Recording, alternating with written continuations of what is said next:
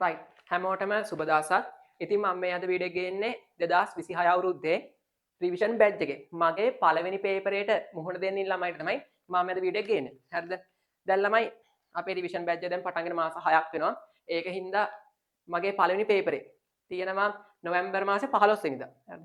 එතකොට මේ පේපරේ දැන් මම MCQ පේපරයක් තියෙන පළවෙනි කොටස. එතකොට මම මේ MCQ කොටස දැන් හදාගෙන යමින් තියෙන්නේ. හරිද? ප්‍රශ්න දාලා හොඳ අමාරු MCQ ටිකක් තියෙන්නේ.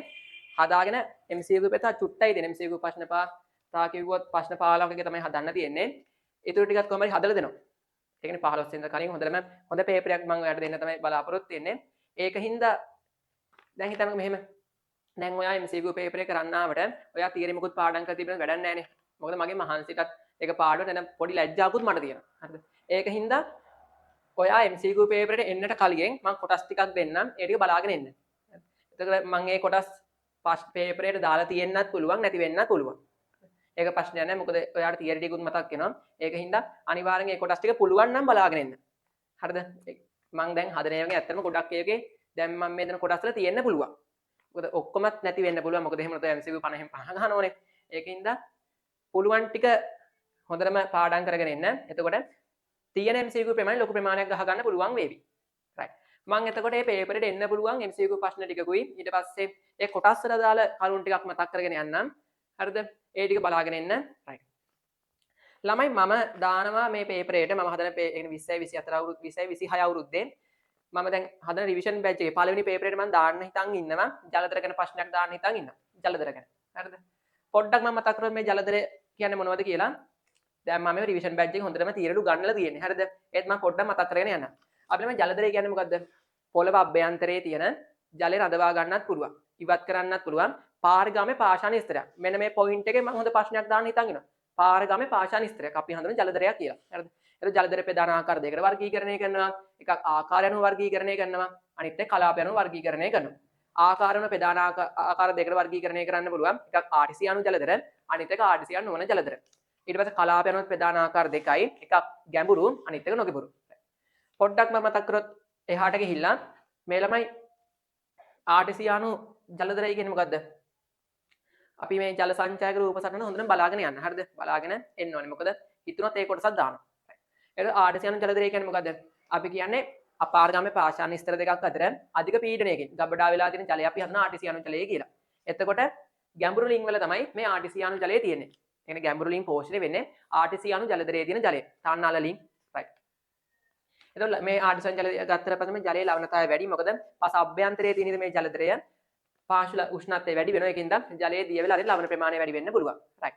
ඊට පස්සේ භූජල මට්ටමට පහළින් තියෙන්නේ. ඒකින්ද භූජල මට්ටම විචලන වෙනවා කියලා මේ ආර්ටිසියානු ජලදරයෙන් පෝෂණ ලිං වල ජල මට්ටම විචලනය වෙන්නේ නැහැ. ඔය ටික පොඩ්ඩක් බලාගෙන එන්න. ඊට පස්සේ ඊළඟට ආර්ටිසියානු වන ජලදරය අපි මේ කියනවා අණුවිහිර ජලදරයක් කියනවා. ළමයි අපි මේ ආර්ටිසියානු ජලදරේ සීමාවු ජලදරයක් කියලා කියනවා. හරිද? සීමාව. මොකද ඉහළිනුයි පහළිනුයි අපාරගාමී පාෂාණ ස්තර දෙකක් අතරින් සීමා වෙලා තියෙන්නේ. ඒකින්ද සීමාවු ජලදරයක් කියලා කියනවා. ඒක පෝෂණය වෙන්නේ කඳුකර ප්‍රදේශයකින් තමයි මේ ආර්ටිසියානු ජලදරේ පෝෂණය වෙන්නේ. right. මේ ආර්ටිසියානු ජලදරය ගැන. ඊට පස්සේ ආර්ටිසියානු නොවන ජලදරය ගැන පොඩ්ඩක් මතක් කරොත් භූජල මට්ටමට සමානයි. එතකොට එතනම් ගැඹුරින් පිහිටා නොමැති. ලිං පෝෂණය වෙන්නේ මේ ආර්ටිසියානු නොවන ජලදරය. ඒ කිව්ව සාමාන්‍යම ඔය ගෘහස්ත ලිං ඊට පස්සේ සාමාන්‍ය කුෂිලින් එන් පෝෂණය වෙන්නේ මේ ආර්ටිසියානු නොවන ජලදරයෙන්. හරිද? ඊට පස්සේ අපි මේක සුවිශේෂී අණුවිහිර ජලදරයක් කියලා කියනවා. භූජල මට්ටමට සමාන හින්දා භූජල මට්ටමම ඉහළ පහළ යනකොට මේ ආර්ටිසියානු නොවන ජලදර වලින් පෝෂණය වෙන ලිං වල ජල මට්ටම ඉහළ පහළ යන්න පුළුවන්. ඊට පස්සේ තුන්වෙනි ජලදරය මොකක්ද අපේ සිලබස් එකේ කතා කරන අර්ධ සීමාවු ජලදර. අපි තානමක් කියනවා කාන්දුන ජලදරය කියලා කියනවා. එතකොට අර්ධ සීමාවු ජලදරය ගත්තට පස්සේ ඉහළින් හරි පහළින් හරි මේ සීමා වෙලා තියෙන ස්තර වලින් දෙකෙන් එකක් අර්ධ පාරගාමී වෙනවා. හරිද? ඒක අපි කියන්නේ අර්ධ සීමාවු ජලදරය කියලා කියනවා. right. ඊට පස්සේ මේකත් ඇවිල්ලා මේ සීමාවු ජලදරය. මොකද ඉහළ ස්තර සීමා වෙලා තියෙන්නේ, පහළ ස්තර සීමා වෙලා තියෙන්නේ. right. ඊට පස්සේ අනිත් ජලදරය මොකද අපි කතා කරන උලගි ජලදර. తాවකාලික ජලදර වර්ගයක් භූජල මට්ටම වඩා ඉහළින් පිහිටලා තියෙන්නේ. මේ සීමිත ප්‍රදේශයක පමණයි ව්‍යාප්ත වෙලා තියෙන්නේ. අපි කියනවා මේක සුවිශේෂී අනවර්ත ජලදරයක් කියලා කියනවා. සුවිශේෂී අනවර්ත ජලදරයක් කියලා කියනවා. right. ඕන ළමයි පොණ්ඩක් ජලදර ගැන මතක් කරා. අනිවාර්යයෙන් මේ ප්‍රශ්නේ හොඳට බලාගෙන ඉන්න. හරිද? මොකද මම පේපරයට දාලා තියෙන්න පුළුවන්. ඊට පස්සේ මම දෙවණියට දාන්න හිතන් ඉන්න ප්‍රශ්නය තමයි කිරිවල ගුණාත්මක භාවය පරීක්ෂණ ගැන පොඩි ප්‍රශ්නයක් දානවා. ඒ කියන්නේ කිරි අපමිශ්‍රණය වෙලාද කියලා පරීක්ෂා කරන්න. ඊට පස්සේ තව කිව්වොත් කිරිවල නැවුම් බව පරීක්ෂා කිරීමේ ක්‍රම. හරිද? තා කිරිවලට සීනි එකතු කරලා තියලා තියෙද කියලා පරීක්ෂා කරන ක්‍රම. ඊට පස්සේ ජලය එකතු කරලා තියලා පරීක්ෂා කරන ක්‍රම. තා කිව්වොත් ලුණු එකතු කළාද කියලා පරීක්ෂා කරන ක්‍රම. හරිද? ඒව ගැන පොඩ්ඩක් බලාගෙන ඉන්න. MCQ ප්‍රශ්න දාන්න පුළුවන්. පොඩ්ඩක් මතක් කරොත් ඒ ගැන අපි ළමයි කිරිවලට මේ ශුද්‍ර ජීවී ආසන ලක් වෙලාද කියලා පරීක්ෂා කරන්නේ අපි කිරි ටික අරගෙන රත් කරාට පස්සේ කිරි කැටි ගහනවා. අපි කියන්නේ ශුද්‍ර ජීවී ආසන ලක් වෙලායි කියලා. ඊට පස්සේ කිරිවල ජලය මගින් කිරි අප මිශ්‍රණය කරලා තියෙද කියලා පරීක්ෂා කරන්නේ කොහොමද? අපි ඒ කිරිවල විශිෂ්ට ගුරුත්වය හෙව්වට පස්සේ කිරිවල විශිෂ්ට ගුරුත්වය අඩු නම් කිරිවල ජල එකතු කරලා තියෙනවා. කිරිවල විශිෂ්ට ගුරුත්වය වැඩි නම් ජල එකතු කරලා නැහැ. අපි සාමාන්‍යයෙන් කියන්නේ 1.0228 1.332 අතර නම් තියෙන්නේ විශිෂ්ට ගුරුත්වය. අපි කියන්නේ ඒක සාමාන්‍ය නැවුම් කිරිය කියලා ප්‍රකාශ කරන්න පුළුවන්. ඊට පස්සේ 1.02ට වඩා අඩු නම් ජල එකතු කරපු කිරිය කියලා ප්‍රකාශ කරන්න පුළුවන්. හරිද? ඊට පස්සේ 1.03 1.03 අතර නම් තියෙන්නේ විශිෂ්ට ගුරුත්වය තියෙන්නේ අපිට කියන්න පුළුවන් මේද ඉවත් කළ කිරිය කියලා කියන්න පුළුවන්. right. ඊට පස්සේ ළමයි සීනි එකතු කරලාද කියලා පරීක්ෂා කරන්නේ සරල පරීක්ෂණයක් තියෙනවා. අපි ඒකද කරන්නේ කිරි මිලිලීටර් එකක් ගන්නවා. ඒ කිරි මිලිලීටර් එකට රෙසිසිනෝල්. හරිද? සීනි පොල් කිරි දෙකම හැකි. රෙසිසිනෝල් දාලා රත් කරාට පස්සේ ජල තාපකයකදී රත් කරාට පස්සේ කිරි ළමයි රතු පැහැයක් ගන්නවා නම් අපි දන්නවා සීනි එකතු කරලා ගියේ කියලා. මම මේව ඔක්කොම තියරි වලින් ගන්නවා. හරිද? පොඩි මතක් කිරීමක් කරගෙන යන්නේ ඕන වේවි කියලා හිතලා. මම මේ ප්‍රශ්න පේපරේට දාන්න පුළුවන්. right. ඊට පස්සේ පාන් පිට එකතු කරලා කියලා පරීක්ෂා කරන්නේ කොහොමද? අපි ළමයි කිරි මිලිලීටර් එකක් අරගෙන ඒ කිරි ටික රත් කරලා අපි කාමර උෂ්ණ සිසිල් වුණාට පස්සේ අපි අයඩින් බිඳු දෙක තුනක් දැම්මම කිරි නිල්දම් පැහැයක් ගත්තොත් කිරි වල ළමයි පාන් පිටි නැත්නම් පිෂ්ට එකතු කරලා තියෙනවා. right. ඊට පස්සේ ලුණු එකතු කරලාද කියලා පරීක්ෂා කරන්නේ කොහොමද? අපි කිරි මිලිලීටර් එකක් අරගෙන ඒකට 110ක පොටෑසියම් ඩයික්‍රොමේට් නැත්නම් සිල්වර් නයිට්‍රේට් 110ක පොටෑසියම් ඩයික්‍රොමේට් උයි සිල්වර් නයිට්‍රේට් බිඳු දෙක තුනක් දැම්මට පස්සේ කිරි ළමයි කහ පැහැයක් ගත්තොත් ලුණු එකතු කරලා නැහැ. කිරි රෝස පැහැයක් ගත්තොත් ලුණු එකතු කරලා තියෙනවා. හරිද? ඊට පස්සේ අනිත් තමයි මේ වෙනත් මේද එකතු කරලා තියෙද පරීක්ෂා කිරීම. ඒ කියන්නේ වෙනත් මේද ගෝලිකා තියෙද කියලා පරීක්ෂා කිරීම. අපි ඒක ළමයි අන්වීක්ෂ්‍ය පරීක්ෂා භාවිතා කරන්න පුළුවන්. right. ඊට පස්සේ වැදගත්ම එක තමයි කිරිවලම බුරුළු පෙදාහය. හරිද? නැත්නම් කොලෙස්ටර් අන්තර්ගත වෙලා තියෙද කියලා පරීක්ෂා කරන පරීක්ෂණයක් තියෙනවා. ඒක තමයි අපි කිරි මිලිලීටර් දෙකක් ගන්නවා. ඒ දෙක අරගෙන ළමයි ඒ දෙකට දානවා. කිරි මිලිලීටර් දෙකට දානවා. 168ක එතිල් ඇල්කොහොල් මිලිලීටර් දෙකක් දානවා. මිලිලීටර් දෙකක් දාලා අපි ඒක රත් කරනවා. රත් කරාට පස්සේ කිරි කැටි ගහනවා නම් අපි කියන්නේ බුරුළු පෙදාහය කිරි වල ලක් වෙලා තියෙනවා නැත්නම් කොලෙස්ටර් ඒ කිරි වල අන්තර්ගත වෙලායි කියලා අපිට ප්‍රකාශ කරන්න පුළුවන්. ඉදිරිපත් කරන්න පුළුවන්. ඒකින්ද පොඩ්ඩක් ඒකට මතක් කරගෙන ඉන්න. තව කිරි වල මේද පේශතය ඊට පොඩ්ඩක් ඒක බලාගෙන ඉන්න. හරිද? ගර්භ සල්ෆියුරික් අම්ල එකතු කිරීමේ අරමුණු ඒක පොඩ්ඩක් බලාගෙන ඉන්න. හරි. ඔය ඇවිල්ලාමයි මම ප්‍රශ්නයක් හදන්න බලන තව කොටසක්. හරිද? ඊට පස්සේ තුන්වෙනි කොටස ඇවිල්ලා විසිතුරු මසුන්ගේ ප්‍රජනනය. ඔය විසිතුරු මසුන් ගැන හොඳටම බලාගෙන ඉන්න. අපි විසිතුරු මසුන් ප්‍රධාන කාණ්ඩ තුනකට වර්ගීකරණය කරන්න ඕනේ. එකක් ඇවිල්ලා නිජ බිම නැත්නම් සම්භව යන වර්ගීකරණය කරනවා.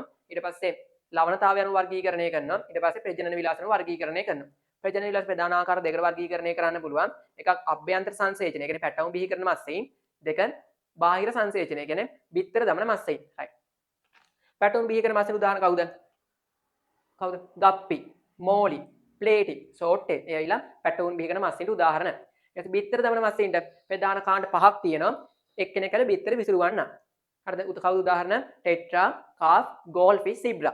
ඊට පස්සේ බිත්තර තැන්පත් කරන්න. කවුද උදාහරණ? Discus, angel, cichlid. ඊට පස්සේ මවක බීජ රකින්න. කවුද උදාහරණ? අවුරාටස්, යෙලෝ ප්‍රින්ස්, සර්චිලිස්. ඊට පස්සේ පෙන කූඩු සාධන. Fighter fish, gourami, cat fish. හරිද? ඊට පස්සේ බිත්තර බලලන්න. හොඳට මතක තියන්න බිත්තර බලලන්න. කිල්ලි මස්සය. right. එතකොට ළමයි තාම මේ කිව්වොත් හරිද? අපේ ළමයි ටීචින් ගයිඩ් එකේ තියෙන මේ මස්සයින්ට අදාළ රූප සටහන් අපි දැන් ටීචින් ගයිඩ් එකේ තියෙන මස්ස විශේෂ කීපයක්. අන්නේ මස්ස විශේෂ වලට අදාළ රූප සටහන් ඔයාලා කොහොම හරි බලාගෙන ඉන්න. Google එකේ සර්ච් කරලා හරි එන මගේ නෝට් එකේ මම කලර් පින්තූර ටික දීලා තියෙනවා. ඒ ටික බලාගෙන ඉන්න. හරිද? right. එතකොට විසිතුරු මස්සේ කොටසත් බලාගෙන ඉන්න ඕනේ. හතර බලන්න. මම හතරවෙනි ප්‍රශ්න තමයි හිතන් ඉන්න. කැපුම් මල් අස්වැන්න නෙලීමේ පරණ සාධක. අනිවාර්යෙන් බලාගෙන ඉන්න. මොකද අපේ මේ කතා කරන අපි ඒ කැපුම් මල් ආශ්‍රිත කොටසදී මේ කතා කරනවා. ඒ කැපුම් මල් අස්වැන්න නෙලීමට නියමිත සාධක. නැත්නම් නියමිත පරණ අවස්ථාව හොයාගන්නේ කොහොමද කියලා අපි කතා කරනවානේ. එතකොට ඇන්තූරියම් ගැන කතා කරනවා, ඕකිඩ් ගැන කතා කරනවා, උඩවැඩියා ගැන උඩවැඩියා ඕකිඩ් කියන දෙකම එකයිනේ. ඊට පස්සේ ජයබරා ගැන කතා කරනවා. හරිද? තව විසිතුරු පත්‍රික ශාක වලින් අස්වැන්න නෙලීමත් ගැන කතා කරනවා. අපි පොඩ්ඩක් මේ ඇන්තූරියම් අස්වැන්න නෙලා නියමිත පරණ සාධකය මොකද්ද? චදශුකිය 3න් 2ක් පරිණත වෙලා තියෙන අවස්ථාවේ තමයි අපි ඇන්තූරියම් අස්වැන්න නෙලීම කරන්න ඕනේ. චදශුකිය 3න් 2ක් පරිණත වෙදී අවස්ථාවේ. ඊට පස්සේ අනිත් එක කිව්වොත් නටුව ළමයි කොළපොට සම්බන්ධලා තියෙන ස්ථානය තද දුමුරු පැහැයක් ගන්න අවස්ථාවේ අස්වන ලිම කරන්න ඕනේ. ඒක. ඒ ඇවිල්ලා ඇන්තුරින්. ඊට පස්සේ උඩ වැඩියා. නැත්නම් ඕකිඩ්. අපි ළමයි උඩ වැඩියා අස්වන ලිම කරන්න ඕනේ. කිනිත්තේ තියෙන මල් වලින් 3න් 2ක් පිපී තියෙන අවස්ථාවේ අස්වන ලිම කරන්න ඕනේ. නැත්නම් කිනිත්තේ අග තියෙන මල් පොහොට්ටු ලෙස තියෙන අවස්ථාවේ අපි අස්වන ලිම කරන්න ඕනේ. එක මොකද කිනිත්තේ තියෙන මල් වලින් 3න් 2ක් පිපී තියෙන අවස්ථාවේ අස්වන ලිම කරන්න ඕනේ. නැත්නම් කිනිත්තේ අග තියෙන මල් පොහොට්ටු ලෙස තියෙන අවස්ථාවේ අස්වන ලිම කරන්න ඕනේ. රයිට්. හොඳට ස්පෙෂල් මතක තියාගන්න ළමයි වැන්ඩා ආසන නිරීම කරන්න ඕනේ. ඒ කියන්නේ වැන්ඩාගේ නෝගෙට් ප්‍රභේදය ආසන නිරීම කරන්න ඕනේ. මල් 1ක් 3ක් අතර ප්‍රමාණය පිපී තියෙන අවස්ථාවේ මේ ආසන නිරීම කරන්න ඕනේ. වැන්ඩා. රයිට්. ඊට පස්සේ ජයබරා. අපි ජයබරා ආසන නිරීම කරන්න ඕනේ පුෂ්ප මංජරියේ දෙවන වලේ මණ්ඩල පුෂ්පිකාල පරාගදානේ පැහැදිලි වෙලා තියෙන අවස්ථාවේ පැහැදිලි පෙන අවස්ථාවේ තමයි අපි ජයබරා ආසන නිරීම කරන්න ඕනේ. ඊට පස්සේ රෝස. අපි රෝස ආසන නිරීම කරන්නේ පොහොට්ටු විවෘත වීමට ආසන්න අවස්ථාවේ තමයි රෝස ආසන නිරීම කරන්න ඕනේ. හරිද? අනිත් කරුණ කිව්වොත් අපි මේ අසුණු ඔක්කොම නිරීම කියන්නේ බොහොමයක් කැපුම් මල් නිරීම කරන්න ඕනේ උදේ කාලේ. හරිද? උදේ කාලේ තමයි අසුණු නිරීම කරන්න වෙන සවස් උදේ හෝ සවස් කාලේ තමයි. ඒ කියන්නේ දවසේ සිසිල් වේලාවෙ තමයි අසුණු නිරීම කරන්න ඕනේ. ඊට ප්‍රශ්නයක් ඇහුවොත් ඔයාගෙන් දිවා කාලේදී අසුණු නිරීම කරන්න ඕනද කියලා දිවා කාලේ අසුණු නිරීම කරන්නේ නැහැ. හරිද? හොඳට මතක තියාගන්න. ඊට පස්සේ මේ පිරිසිදු කිරීම ගැන පොඩ්ඩක් මතක් කරොත් අපි මේ කැපුම් මල් ළමයි මොන අවස්ථාවකදීවත් ජලයෙන් සේදීම කරන්නේ නැහැ. නටුවත් ජලයෙන් සෝදනවා. ඒ කැපුම් මල ජලයෙන් සේදීම කරන්නේ නැහැ. විසිතුරු පාත්‍රවල ඒ පාත්‍රය නම් ළමයි අපිට ජලයෙන් සෝදලා ඒ පාත්‍රයේ මත තියෙන දූවිලි කෘමි කොටස් ඊට පස්සේ පරිබෝධනාශක ඒ වගේ ද්‍රව්‍ය ඉවත් කරන්න පුළුවන්. ඒක හොඳටම තියෙන කැපුම් මල් අපි ජලයෙන් සේදීම කරන්නේ නැහැ. රයිට්. එතන පොඩ්ඩක් බලාගෙන ඉන්න. රයිට්. 5. සමොච්ච රේඛාවල ලක්ෂණ. හරිද? මේකත් හොඳ තැන මම දාන්න පුළුවන්. ළමයි සමොච්ච රේඛා ලක්ෂණ පොඩ්ඩක් මතක් කරොත් අපි මේ සමොච්ච රේඛා දෙකක් ළමයි ඉතා ළඟින් පිහිටනම් අපි කියන්නේ මොකද්ද? අපි කියන්නේ ත්‍රිවිධ බැවුමක් තියෙනවා තමයි කියන්නේ. සමොච්ච රේඛා දෙකක් ඉතා ළඟින් පිහිටන. මොකද අපි මේ තිරස් දුර මගින් සමොච්ච රේඛා දෙකක් අතර තියෙන තිරස් දුර මගින් බැවුමේ ස්වභාවය ඉදිරිපත් කරන්න පුළුවන්. එතකොට සමොච්ච රේඛා දෙකක් ඉතා ළඟින් පිහිටන ත්‍රිවිධ බැවුම පෙන්눔 කරන්නේ සමොච්ච රේඛා දෙකක් එකිනෙක දුරස්ව පිහිටන. තිරස් දුර වැඩි නම් අපි එකෙන් මද බැවුමක් තමයි පෙන්눔 කරන්නේ. රයිට්. ඊට පස්සේ අනෙක් කරුණ ටික කිව්වොත් ළමයි ඒකාකාරීව සමොච්ච රේඛා ව්‍යාප්තලා තියෙන ඒකාකාරී බැවුමක් පෙන්눔 කරනවා. අක්‍රමත සමොච්ච රේඛා ව්‍යාප්තලා තියෙන අක්‍රමත බැවුමක් පෙන්눔 කරනවා. රයිට්. අනිත් කරුණ ළමයි සාමාන්‍ය සමොච්ච රේඛා දෙක එකිනෙක ඡේදනය වෙන්න බෑ. මම ඔයාලට මේවා ඒ කියන්නේ මගේ තීරණ හොඳටම කියා දීලා දෙන්න. මොකද සමොච්ච රේඛා දෙක එකිනෙක ඡේදනය වුණොත් එක ලක්ෂ ළමයි උන්නතාංශ උච්චත දෙකක් තියෙන්න පුළුවන්. උච්චත කියන්නේ දෙකක් තියෙන්න පුළුවන්. ඒකින්ද සමොච්ච රේඛා දෙක එකිනෙක ඡේදනය වෙන්න බෑ. ඒත් ළමයි සමහර අවස්ථාවලදී ඡේදනය වෙන්න පුළුවන්. සිරස්කඳු පර්වතයකදී වගේ සමහර අවස්ථාවලදී ඡේදනය වෙන්න පුළුවන්. රයිට්. ඊට පස්සේ අනිත් එක කිව්වොත් ළමයි සංවෘත සමොච්ච රේඛා ගණනාවක මැද පිහිටි සමොච්ච රේඛාවේ අගය වැඩි නම් ඔය අග කෙළවරේ තියෙන ඒ කියන්නේ ගොඩක්ම එළියෙන් තියෙන සමොච්ච රේඛාවල අගයට වඩා මැද තියෙන සමොච්ච රේඛාවේ අගය කියන්නේ අභ්‍යන්තරයේම තියෙන සමොච්ච රේඛාවේ අගය වැඩි නම් ඒ කියන්නේ උච්චත්වයේ වැඩි නම් අපි එකෙන් පෙන්නන්නේ කන්දක්. ඒක අනිත් පැත්ත කිව්ව මොකද්ද? සංවෘත සමොච්ච රේඛා ගණනාවක මැද පිහිටන සමොච්ච රේඛාවේ අගය අඩු වුණොත්. හරිද? ඒ කියන්නේ බාහිරින්ම තියෙන සමොච්ච රේඛාව අගයට වැඩිය මැද තියෙන සමොච්ච රේඛාවේ අගය අඩු වුණොත් ඒකෙන් පෙන්눔 කරන්නේ අවපාදයක්. රයිට්. ඊට පස්සේ වෘත්තාකාර සමොච්ච රේඛාවකින් කොත් කන්දක් නිරූපණය කරනවා. රයිට්. ඒ ටික මතක තියෙන්න ඕනේ. ඊට පස්සේ වැදගත්ම කරුණු දෙකක් ළමයි සමොච්ච රේඛා V අකුරක හැඩයට තිබ්බොත් හරිද සමොච්ච රේඛා පොළව දෙසට උත්තලව V අකුරක හැඩයට තිබ්බොත් ඒකෙන් පෙන්눔 කරන්නේ නිම්නය සමොච්ච රේඛා පොළව දෙසට උත්තලව V අකුරක හැඩයට තිබ්බොත් ඒකෙන් පෙන්눔 කරන්නේ නිම්නය ඊට පස්සේ සමොච්ච රේඛා ළමයි පොළව දෙසට පහත් අගයක් සහිතව U අකුරක හැඩයට තිබ්බොත් ඒකෙන් පෙන්눔 කරන්නේ වැටියක් හරිද ඒ කියන්නේ මේ විදිහට සමොච්ච රේඛා ළමයි මෙන්න මේ විදිහට තිබ්බොත් U අකුරක හැඩයට තිබ්බොත් මේකෙන් පෙන්눔 කරන්නේ මොකද්ද වැටියක් හරිද වැටිය පොළව දෙසට පහත් අගයක් මේක 200යි මේක 300යි මේක 400යි මේ විදිහට පහත් අගයක් සහිතව තිබ්බොත් මේකෙන් පෙන්වන්නේ වැටියක් ඊට පස්සේ මේ විදිහට තිබ්බොත් සෝරි දෙක මාරු වෙන්න ඕනේ ළමයි මේ බලන්න පොළව දෙසට උත්තලවෙන් තියෙන එක V හැඩේ සමොච්ච රේඛා පොළව දෙස උත්තලව තිබ්බොත් V හැඩේ සමොච්ච රේඛා පොළව දෙසට උත්තලව තිබ්බොත් මේකෙන් පෙන්වන්නේ නිම්නයක් V හැඩේ සමොච්ච රේඛා පොළොව දෙසට උත්තරව තිබ්බොත් පෙන්වන්නේ නිම්නයක්. ඊට පස්සේ U හැඩේ සමොච්ච රේඛා පොළොව දෙසට පහත් අගයක් සහිතව තිබ්බොත්. හරිද? මේ විදිහට තිබ්බොත් මේකෙන් පෙන්වන්නේ වැටියක්. වැටියක්. right. V හැඩේ සමොච්ච රේඛා තිබ්බොත් නිම්නයක් පෙන්눔 කරනවා. U හැඩේ සමොච්ච රේඛා තිබ්බොත් වැටියක් නිරූපණය කරනවා. right. ඔය ටික පොඩ්ඩක් බලාගෙන ඉන්න. හරිද? ඊට පස්සේ 6 ජල පොම්පයේ ගණනය කිරීම ආශ්‍රිත පාරිභාෂික වචන. ඒ කියන්නේ අතලක රූප සටහනක් අපි දීලා තියෙන්න පුළුවන්. සරලවකොත් මේ විදිහට. මම මේ උගන්වලා තියෙන්නේ හරිද? දැන් මෙහෙම ජල පෙබේ තිබිලා මෙතන ජල පොම්පේ සවි කරලා තියෙනවා. ඊට පස්සේ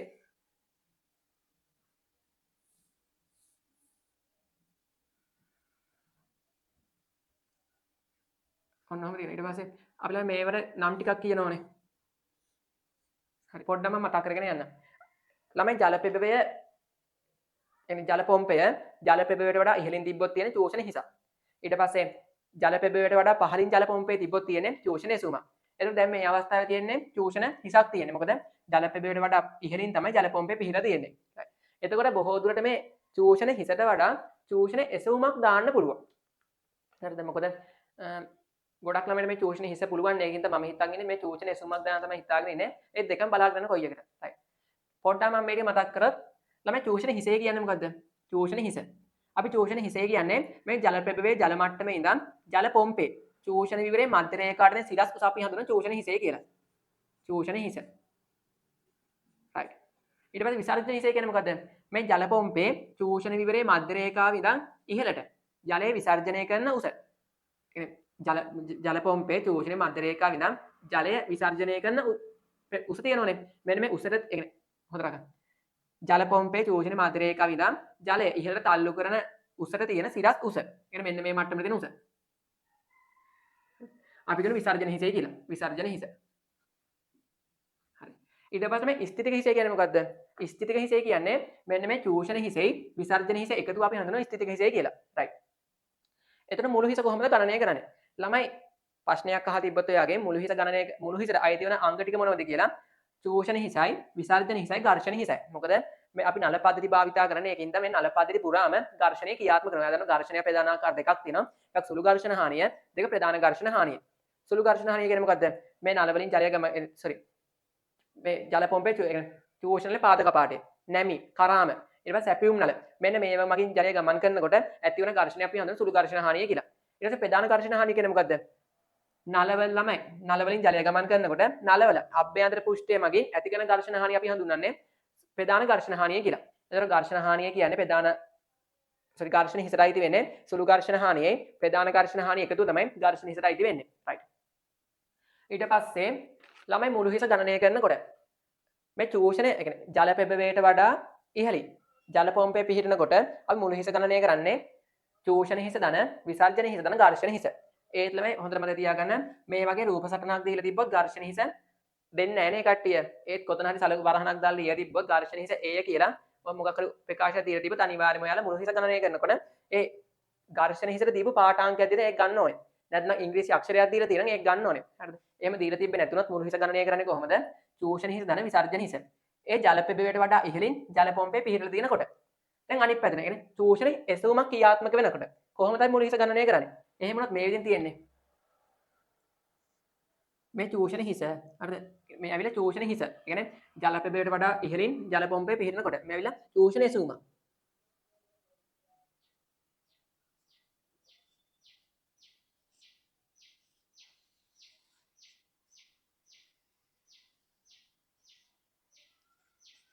හරිද?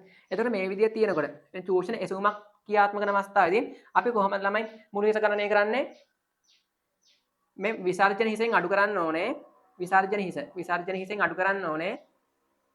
මෙන්න මේ චූෂණ එසවුම. චූෂණ එසවුම අඩු කරන්න ඕනේ. එතකොට අපිට එන්නේ මොන මට්ටමද? මේ ජල පෙබේ ජල මට්ටමේ ඉඳන් මෙන්න මේ ඉහළට ජලය තල්ලු කරන සිරස් උස් තමයි එන්නේ. හරිද? එතකොට මේ ඇවිල්ලා මුළු හිස. මතක තියාගන්න චූෂණ එසුමක් ක්‍රියාත්මක වෙන අවස්ථාවකදී අපි මුළු හිස හොයන්නේ විසර්ජන හිසෙන් අඩු කරන්න ඕනේ චූෂණ එසුම. එතකොට අපිට මුළු හිස ගණනය කරගන්න පුළුවන්. right. ඔන්න ඔය ටික පොඩ්ඩක් මතක් කරා. හරිද? තාලම විසර්ජන ශීඝ්‍රතාවය ඇතුළත ගානක් ආවොත් ඒක හොයන්නේ කොහොමද? අපි කියන්නේ මොකද? ඒකීය කාලයකදී විසර්ජනක ජල පරිමාණය. එතකොට ජල පරිමාණය බෙදන්න ඕනේ ගත වෙන කාලෙන්. අපිට එතකොට විසර්ජන ශීඝ්‍රතාවය හොයන්න පුළුවන්. right. ඔය ගැන පොඩ්ඩක් බලාගෙන එන්න. right. ඊට පස්සේ 7 වෙනි එක අපජලය පිරියම් කිරීමේ ක්‍රියාවලිය. හරිද? අපජලය පිරියම් කිරීමේ ක්‍රියාවලිය. එතකොට මේකදී පොඩ්ඩක් මතක් කරොත් අපි ළමයි අපජලය ප්‍රධාන ආකාර දෙකකට පිරියම් කිරීම කරන්න පුළුවන්. එකක් ජෛවීය පිරියම් කිරීම, දෙක රසායනික පිරියම් කිරීම. ඊට පස්සේ අපේ සිලබස් එක කතා කරන්නේ ජෛවීය පිරියම් කිරීම ගැන. ඒක ප්‍රධාන පියවර 4ක් තියෙනවා. පළවෙනි මූලික පිරියම් කිරීම, දෙක ප්‍රාථමික පිරියම් කිරීම, අපි තානමක යාන්ත්‍රික පිරියම් කිරීම කියලා කියනවා. ඊට පස්සේ ද්විතීයික පිරියම් කිරීම නැත්නම් ජෛවික පිරියම් කිරීම කියලා තියෙනවා. ඊට තෘතීයික පිරියම් කිරීම නැත්නම් විෂ බීජ නාශනය කියලා තියෙනවා. මූලික පිරියම් කිරීමේදී කරන්නේ මොකද්ද? ඒ අපජලයේ තියෙන අපද්‍රව්‍ය ටික ඉවත් කිරීම තමයි මූලික පිරියම් කිරීමේදී කරන්නේ. ඔය ඒ කියන්නේ අපජල පවිත්‍රණයට භාවිත යන්ත්‍ර වලට වෙන්න පුළුවන් හානි වැළැක්වීමට ඒ අර අපජලයේ තියෙන අපද්‍රව්‍ය ඔය බොරළු වෙන්න පුළුවන්, ඊට පස්සේ ලෑලි වෙන්න පුළුවන්, ප්ලාස්ටික් වෙන්න පුළුවන්, ලෝහ කැබලි වෙන්න පුළුවන්, වීදුරු වෙන්න පුළුවන්. ඒවා ඉවත් කිරීම අපි කියනවා මූලික පිරියම් කිරීමේ කියලා. හරිද? ඊට පස්සේ මූලික පිරියම් කිරීම කරාට පස්සේ ජලයට ගෙනවා කොහටද? ප්‍රාථමික පිරියම් කිරීමට. ළමයි ප්‍රාථමික පිරියම් කිරීමට කරන්නේ අර ආපු ජලයේ ටික අපි ප්‍රාථමික අවසන් තටාකවල පැය කිහිපයක් තියෙන්න හරිනවා. එහෙම තිබුණාට පස්සේ තවදුරටත් මේ අපජලයේ තියෙන ද්‍රව්‍ය තියෙනවනේ කියන්නේ අවලම්බිත ද්‍රව්‍ය එහෙම. ඒක පතුලේ තැම්පත් වීම සිදු වෙනවා. අපිට ඕන මේක වේගවත් කරන ඇලම් මෙහෙම එකතු කරන්න පුළුවන්. ඇල. හරිද? ඇලම් එකතු කරාට පස්සේ වෙන මේ අවලම්බිත ද්‍රව්‍ය ටික කැටිකරණය වෙලා දැන් කැටිකාරක තමයි ඇලම් ක්‍රියාකාරී වෙන්නේ. එතකොට පතුලේ තැම්පත් වෙන ප්‍රමාණය වැඩි කරගන්න පුළුවන්. ඒ කියන්නේ අඩු කාලයකින් පතුලේ තැම්පත් කරගන්න පුළුවන්. එතකොට මේ ප්‍රාථමික අවසන් තටාකවල තැම්පත් වෙන මේ ද්‍රව්‍ය අපි හඳුන්වන ප්‍රාථමික රොන්බරේ කියලා හඳුන්වනවා. එතකොට මේ ප්‍රාථමික රොන්බර නිර්වායු රොන්බර ජීරකට යවනවා. සාමාන්‍යයෙන් අපි කියන්නේ ප්‍රාථමික පිරියම් කිරීම කරාට පස්සේ අපජලයේ තියෙන අපද්‍රව්‍ය 160ක් දක්වා අඩු කරගන්න පුළුවන්. හරිද? අනිත් කරුණ හොඳට මතක තියාගන්න. මේ ළමයි මූලික පිරියම් කිරීමේදී ප්‍රාථමික පිරියම් කිරීමේදී මේ අපද්‍රව්‍ය ඉවත් කරන්න භාවිතන ක්‍රමය තමයි පෙරීම. නැත්නම් අවසාදනයේ වීම ඉඩ හැරීම. පතුලේ තැම්පත් වීම ඉඩ හැරීම. හරිද? ඔන්න ඔය කියන ක්‍රම තමයි භාවිතා කරන්නේ. ඊට පස්සේ ඊළඟට යනවා ද්විතීයික පිරියම් කිරීම. අපි කියන ජෛවික පිරියම් කිරීම කියලා කියනවා. එතකොට ඒකෙදි කරන්නේ දැන් මේ ප්‍රාථමික පිරියම් කිරීම කරපු ජලය ටික අපි යවනවා වායු ගැන්වීමේ තටාකවලට. එහෙම යවුවට පස්සේ අපි මේ ජලයට දාන ජලය මොන මගින්ද වාතනය කරන ඔක්සිජන් මගින් වාතනය කරනවා. මොකද අපි මේ තවදුරටත් මේ ජලයේ තියෙන කාබනික ද්‍රව්‍ය වියෝජනය කරලා මේ භාවිතා කරන්නේ සහභාගී බැක්ටීරියා. එතන මේ සහභාගී බැක්ටීරියාවන්ට අවශ්‍ය පරිවෘත්තීය ශක්තිය දැන් පරිවෘත්තීය ක්‍රියා සඳහා අවශ්‍ය ශක්තිය ලබා දෙන්න අපි මේ වායු ගැන්වීමේ තටාක ඔක්සිජන් මගින් පරිපූර්ණ කරන්න ඕනේ. වාතනය කිරීම කරන්න ඕනේ. එතකොට මේ බැක්ටීරියා මගින් ළමයි මේ ජලයේ තියෙන කාබනික ද්‍රව්‍ය කාබන් ඩයොක්සයිඩ් ජලය නැත්නම් වර්ධනය හා ප්‍රජනනය සඳහා අවශ්‍ය සංයෝග බඩ බිඳ හෙලීම කරනවා. වර්ධනය හා ප්‍රජනනය සඳහා අවශ්‍ය ද්‍රව්‍ය බඩ බිඳ හෙලීම කරනවා. right. ඊට පස්සේ ඔන්න දැන් කාබන ද්‍රව්‍ය වියෝජනය කිරීම කරා. ඊට පස්සේ ඊළඟට යන මේ ජලය ටික ද්විතීයික අවසාද තටාකයට යොමු කරනවා. ළමයි මේකෙදි වෙන්නේ දැන් අපි භාවිත කරන බැක්ටීරියා ටික මෙන්න බැක්ටීරියා මේ ජලයේ ඉන්නේ ඝන ආවාස විදියට. ඒ කියන්නේ සම්පීඩනය වෙලා තමයි ඉන්නේ. එතන මේ ඝන ආවාස ටික එතන මේ සම්පීඩන පතුලේ තැම්පත් වීම ඉඩ හැරීම තමයි අපි කියන්නේ ද්විතීයික අවසාද තටාකයට යොමු කිරීමේ ප්‍රධාන මර්මන වෙන්නේ. හරිද? කියන්නේ කාබනික ද්‍රව්‍ය වියෝජනය කරන්න භාවිතා කරන ශුද්ධ ජීවීන් ටික තැම්පත් වීමට ඉඩ හැරීම පතුලේ තැම්පත් වීමට ඉඩ හැරීම අපි කියනවා ද්විතීයික අවසාදකල මූලික කර්මණය කියලා. එතන මේ පතුලේ තැම්පත් වෙන රොන්බොර නැත්නම් ශුද්ධ ජීවීන් ටික අපි හඳුනන ද්විතීයික රොන්බොරේ කියලා හඳුනනවා. හරිද? ඒවත් ළමයි නිර්වායු රොන්බොර ජීරක යනවා. ඒකෙන් කොටසක් යනවා නැවත වායු ගැන්වීම තටාකයට ආයමත් එන අපජලය ටික ඒ ශුද්ධ ජීවීන් භාවිතයෙන් වියෝජනය කරන්න. right. ඊට පස්සේ ඊළඟ පියවර මොකද්ද? ඊළඟ පියවර තමයි තෘතීයික පිරියම් කිරීම. ඒක අපි කියන විෂ බීජ නාශනය කියලා කියනවා. ඒකෙදි ළමයි අපි විෂ බීජ නාශනය කරන ක්ලෝරින් භාවිත ජනප්‍රියම ලහ ලාභදායම ක්‍රමය ක්ලෝරින් භාවිත කරන්න පුළුවන්. ඕසෝන් වායු භාවිත කරන්න පුළුවන්. පාරජම්බුල කිරණ භාවිත කරන්න පුළුවන්. තා සෝඩියම් හයිපොක්ලොරයිඩ් භාවිත කරන්න පුළුවන්. සාමාන්‍ය ළමයි ජලයේ ලීටරයට මිලිග්‍රෑම් 5ත් 20ක් අතර ප්‍රමාණයක් අපි එකතු කරලා විෂ බීජ නාශනය කරන්න ඕනේ. පානීය කටයුතු සඳහා භාවිත කරන අනිවාර්ය විෂ බීජ නාශනය කරන්න ඕනේ. right. පොඩ්ඩක් ඒ ටික බලාගෙන ඉන්න. හරි. ඊට පස්සේ ළමයි මම දැන් හිතාගෙන මේ මට්ටම් ගැනීමේ රූප සටහනක් ඇසුරෙන් මේ මට්ටම් ගැනීමට දාලා පාට නගන යම් ලක්ෂයක රුචියත් වෙනස. හොයන ප්‍රශ්නයක දැන් රූප සටහනක් දීලා එම් හොයන ප්‍රශ්නයක් මම දාන්න බලාගෙන හිතන් ඉන්නවා. හරිද? ඒකෙදි එක්කෝ අතරමැදි දර්ශන පාඨාංග දීලා වෙන්න පුළුවන්. නැත්නම් උපකරණ උස ආශ්‍රිත ගණන් දීලා ඒ මම රූප සටහන දාන්න පුළුවන්. පොඩ්ඩක් ඒකත් බලාගෙන ඉන්න. 9. ආහාර ආසාත්මිකතා ආහාර විශේෂම ගැන ප්‍රශ්නයක් දාන්න පුළුවන්. එතකොට ආහාර විෂවීම නැන ආසාත්මිකතා ඇති කරන්න පුළුවන් ආහාරවල තියෙන රසායනික සංයෝග. මොනවද? අන්නාසි ගත්තොත් බ්‍රෝමලින් තියෙනවා. හරිද? මත්ස්‍යයින්ගේ හිස්ටමින් තියෙනවා. ඊට පස්සේ බෙල්ලන්ගේ ස්නායු විෂ තියෙනවා. හතු වර්ගවල විවිධ විෂ තියෙනවා. හරිද? මඤ්ඤොක්කාවල සයනයිඩ් තියෙනවා. ඊට පස්සේ ක්ලොස්ට්‍රිඩියම් බොටුලිනම් මගින් ඇති කරන නියුට්‍රොක්සින් නැත්නම් ස්නායු විෂ ඇති කරනවා. ඊට පස්සේ ඇස්පිරියම් ෆ්ලේවර්ස් මගින් ඇති කරනවා ඇෆ්ලටොක්සින් ඇති කිරීම කරනවා. ඇෆ්ලටොක්සින් තියෙන මොනවද? රටකජු වල තියෙනවා. ඒ කියන්නේ තෙල් සහිත ආහාරවල තමයි වැඩිපුර මේ ඇස්පර්ජිලස් ක්‍රියාත්මක වීම සිදු වෙන්නේ. එතකොට මොනවද? රටකජු, ඊට පස්සේ පෝල්, මිරිස් වගේ ආහාරවල මේ ඇස්පර්ජිලස් ෆ්ලේවර්ස් මගින් ඇෆ්ලටොක්සින් ඇති කරන්න පුළුවන්. හරිද? right. පොඩ්ඩක් ඒ කොටසත් බලාගෙන ඉන්න. right. ඊට පස්සේ 10 දැව පරිරක්ෂක. දැව පරිරක්ෂක කියන්නේ මම පොඩ්ඩක් මතක් කරන්නම්කෝ. ළමයි අපි දැව පරිරක්ෂක භාවිතයි මොකටද? මේ ජෛවීය දැව විනාශකාරකයන් මගින් දැව ආරක්ෂා කරන් තමයි අපි දැව පරිරක්ෂක භාවිත කරන්නේ. ජීවීන් මගින් සිදුවන හානි වළක්වා ගන්න. ඒක දැව පරිරක්ෂක ප්‍රධාන ආකාර දෙකක් තියෙනවා. එකක් ඇවිල්ලා ජලයේ දියවන පරිරක්ෂක අනිත් එක ජලයේ දියනවන පරිරක්ෂක. කියන්නේ අනිකුත් ද්‍රාවණ තෙල් වල දියවන පරිරක්ෂක. හරිද? එකක් ජලයේ දියවන පරිරක්ෂක අනිත් එක ජලයේ දියනවන පරිරක්ෂක. right. ජලයේ දියවන පරිරක්ෂක අතර ප්‍රධාන ආකාර දෙකයි. එකක් තිරවන පරිරක්ෂක, තිරනවන පරිරක්ෂක. තිරවන පරිරක්ෂක උදාහරණ තිරනවන පරිරක්ෂකට උදාහරණ මොනවද? තිරනවන කොපර් සල්ෆේට්. ඊට පස්සේ බෝරික් නැත්නම් බොරැක්ස් අම්ලය. ඊට පස්සේ සෝඩියම් පෙන්ටක්ලෝරොෆිනේට්. තිරනවන පරිරක්ෂක. හරිද? ඒ කියන්නේ ජලයත් එක්ක දිය වුණොත් ගසාගෙන යාමේ හැකියාව දෙනවා. පරිසර දූෂණයක් වෙන්න පුළුවන්. හරිද? right. ඊට පස්සේ අපි ළමයි මේ තිරනවන පරිරක්ෂක භාවිත වෙන පවුඩර් පොස්ට් කුරුමිනියට මේ කොපර් සල්ෆේට් ගත්තට පස්සේ ඒක විෂදායක සංයෝගයක් වෙනවා. Copper sulphate. හරි. ඊට පස්සේ අනිත් එක ඇවිල්ලා තිරවන පරිරක්ෂක. තිරවන පරිරක්ෂක. ඊට පස්සේ මේවට උදාහරණ කිව්වොත් ළමයි ක්‍රෝමටේට් කොපර් ආසනේට් මිශ්‍රණය. කියන්නේ CCA. ඇවිල්ලා තිරවන ජලයේ දිය වෙනවා තිරවන පරිරක්ෂක. ක්‍රෝමටේට් කොපර් ආසනේට්. ශ්‍රී ලංකා කියන්නේ ළමයි ශ්‍රී ලංකා ගත්තට පස්සේ ශ්‍රී ලංකාවේ මේ ක්‍රෝමටේට් කොපර් ආසනේට් මිශ්‍රණය භාවිතය තහනම් කරලා තියෙනවා. කියන්නේ CCA මිශ්‍රණය තහනම් කරලා තියෙනවා. මොකද මේකේ ආසනික් තියෙනකින්ද මිනිසාට ඇතුළු පරිසරයට අහිත කර වෙන්න පුළුවන්. අහිත කර වෙන්න පුළුවන්. ඒකින්ද CCA භාවිතය තහනම් කරලා තියෙනවා. ඊට පස්සේ අනිත් එක කිව්වොත් ජලයේ දියවන ඒවා ඒක ප්‍රධාන ආකාර දෙකයි. එකක් තෙල් වල දියවන පරිරක්ෂක අනිත් එක අනිකුත් ද්‍රාවණ වල දියවන පරිරක්ෂක. ළමයි තෙල් වල දියවන පරිරක්ෂක ක්‍රියෝසෝට්. හරිද? ක්‍රියෝසෝට්. ඊට පස්සේ සෝඩියම් පෙන්ටක්ලෝරොෆිනේට්. සෝඩියම් පෙන්ටක්ලෝරොෆිනේට්. එවිලා තෙල් වල දියවන පරිරක්ෂක උදාහරණ. ළමයි මේව ගත්තට පස්සේ ක්‍රියෝසෝට් ගැන කතා කරමුකෝ. වැඩිම ප්‍රශ්න ක්‍රියෝසෝට් ගැන. මම දාලා තියෙන්නේ මම කියන්නේ ක්‍රියෝසෝට් ගැනත් වෙන්න පුළුවන්. හරිද? හරියට මම කියන්නේ නැහැ. මොකද එහෙම නොත යාලේගේ හරිය MCQ එක ගහනෝනේ. එතකොට ක්‍රියෝසෝට් ගත්තට පස්සේ අපි ළමයි ක්‍රියෝසෝට් මේ අභ්‍යන්තර ගොඩනැගිලි ඉදිකිරීම සඳහා භාවිතා කරන්නේ නැහැ. මොකද මේ ක්‍රියෝසෝට් කටුව ගන්ධයක් වහන එකකින්ද අභ්‍යන්තර ගොඩනැගිලි ඉදිකිරීම ආශ්‍රිත ද්‍රව්‍ය වර්ගවල භාවිතා කරන්නේ නැහැ. අපි මේ ක්‍රියෝසෝට් භාවිතා කරන්නේ ওই විදුලි කණු ඊට පස්සේ සිල්පර කණු ඒ වගේ බාහිරයට නිරාවරණය වෙන දැව ආරක්ෂා කරන්න තමයි මේ ක්‍රියෝසෝට් භාවිතා කරන්නේ. ඒ ජලයේ දිය වෙන්නේ නැහනේ. එතකොට අනිත් එක ඇවිල්ලා අනිකුත් ද්‍රාවණ දියන පරිරක්ෂක උදාහරණයක් සිංක් නැප්තනේට් පෙන්ටක්ලෝරොෆිනේට් ඒ කියන්නේ PCP කොපර් නැප්තනේට් ඒ ඇවිල්ලා අනිකුත් ද්‍රාවණ වල දියන පරිරක්ෂක. හරි.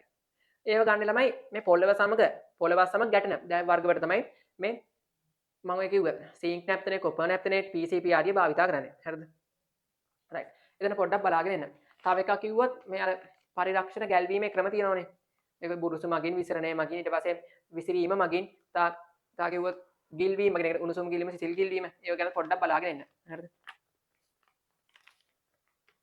ඊට පස්සේ ඊළඟට 11 ආහාරමය මත්ස්‍යයින්ගේ ගුණාත්මක භාවය තීරණය කරන ලක්ෂණ. ඒ කියන්නේ අභ්‍යන්තර ලක්ෂණයි ගුණාත්මක මත්ස්‍යයින්ගේ නිරීක්ෂණය බාහිර ලක්ෂණ.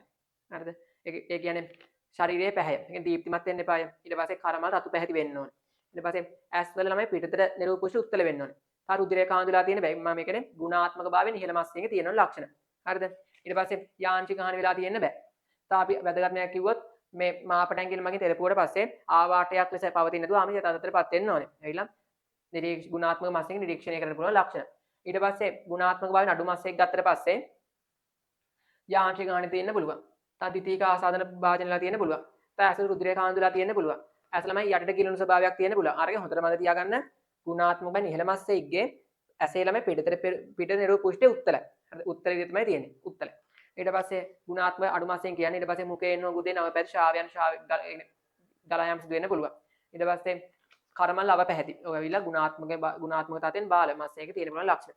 ඕක ගැන පොඩ්ඩක් බලාගෙන ඉන්න. රයිට්. ඊට පස්සේ අනිත් එක තමයි පයිනස් කිරි. රබර් කිරි, පැපොල් කිරි. ඕකත් බලාගෙන ඉන්න ඕනේ. මම පොඩ්ඩක් මතක් කරන්න රබර් කිරි කොහොමද ගන්න කියලා. තමයි මේ ශාක ශාව ඊට පස්සේ අනිත් මොනවද ශාක සාර ගැන තියෙනවා. ඔය වාෂ්පශීලී තෙල්, වාෂ්පශීලී නොවන තෙල්, ඒවත් උදාහරණ කිව්වොත් වාෂ්පශීලී තෙල් වලට පැංගිරි තෙල්, පැංගිරි තෙල්, ඊට පස්සේ සමන් පිච්ච තෙල්, සැවැන්දරා මුල් තෙල්, ඊට පස්සේ රෝස තෙල්, හරිද? කුරුඳු තෙල්.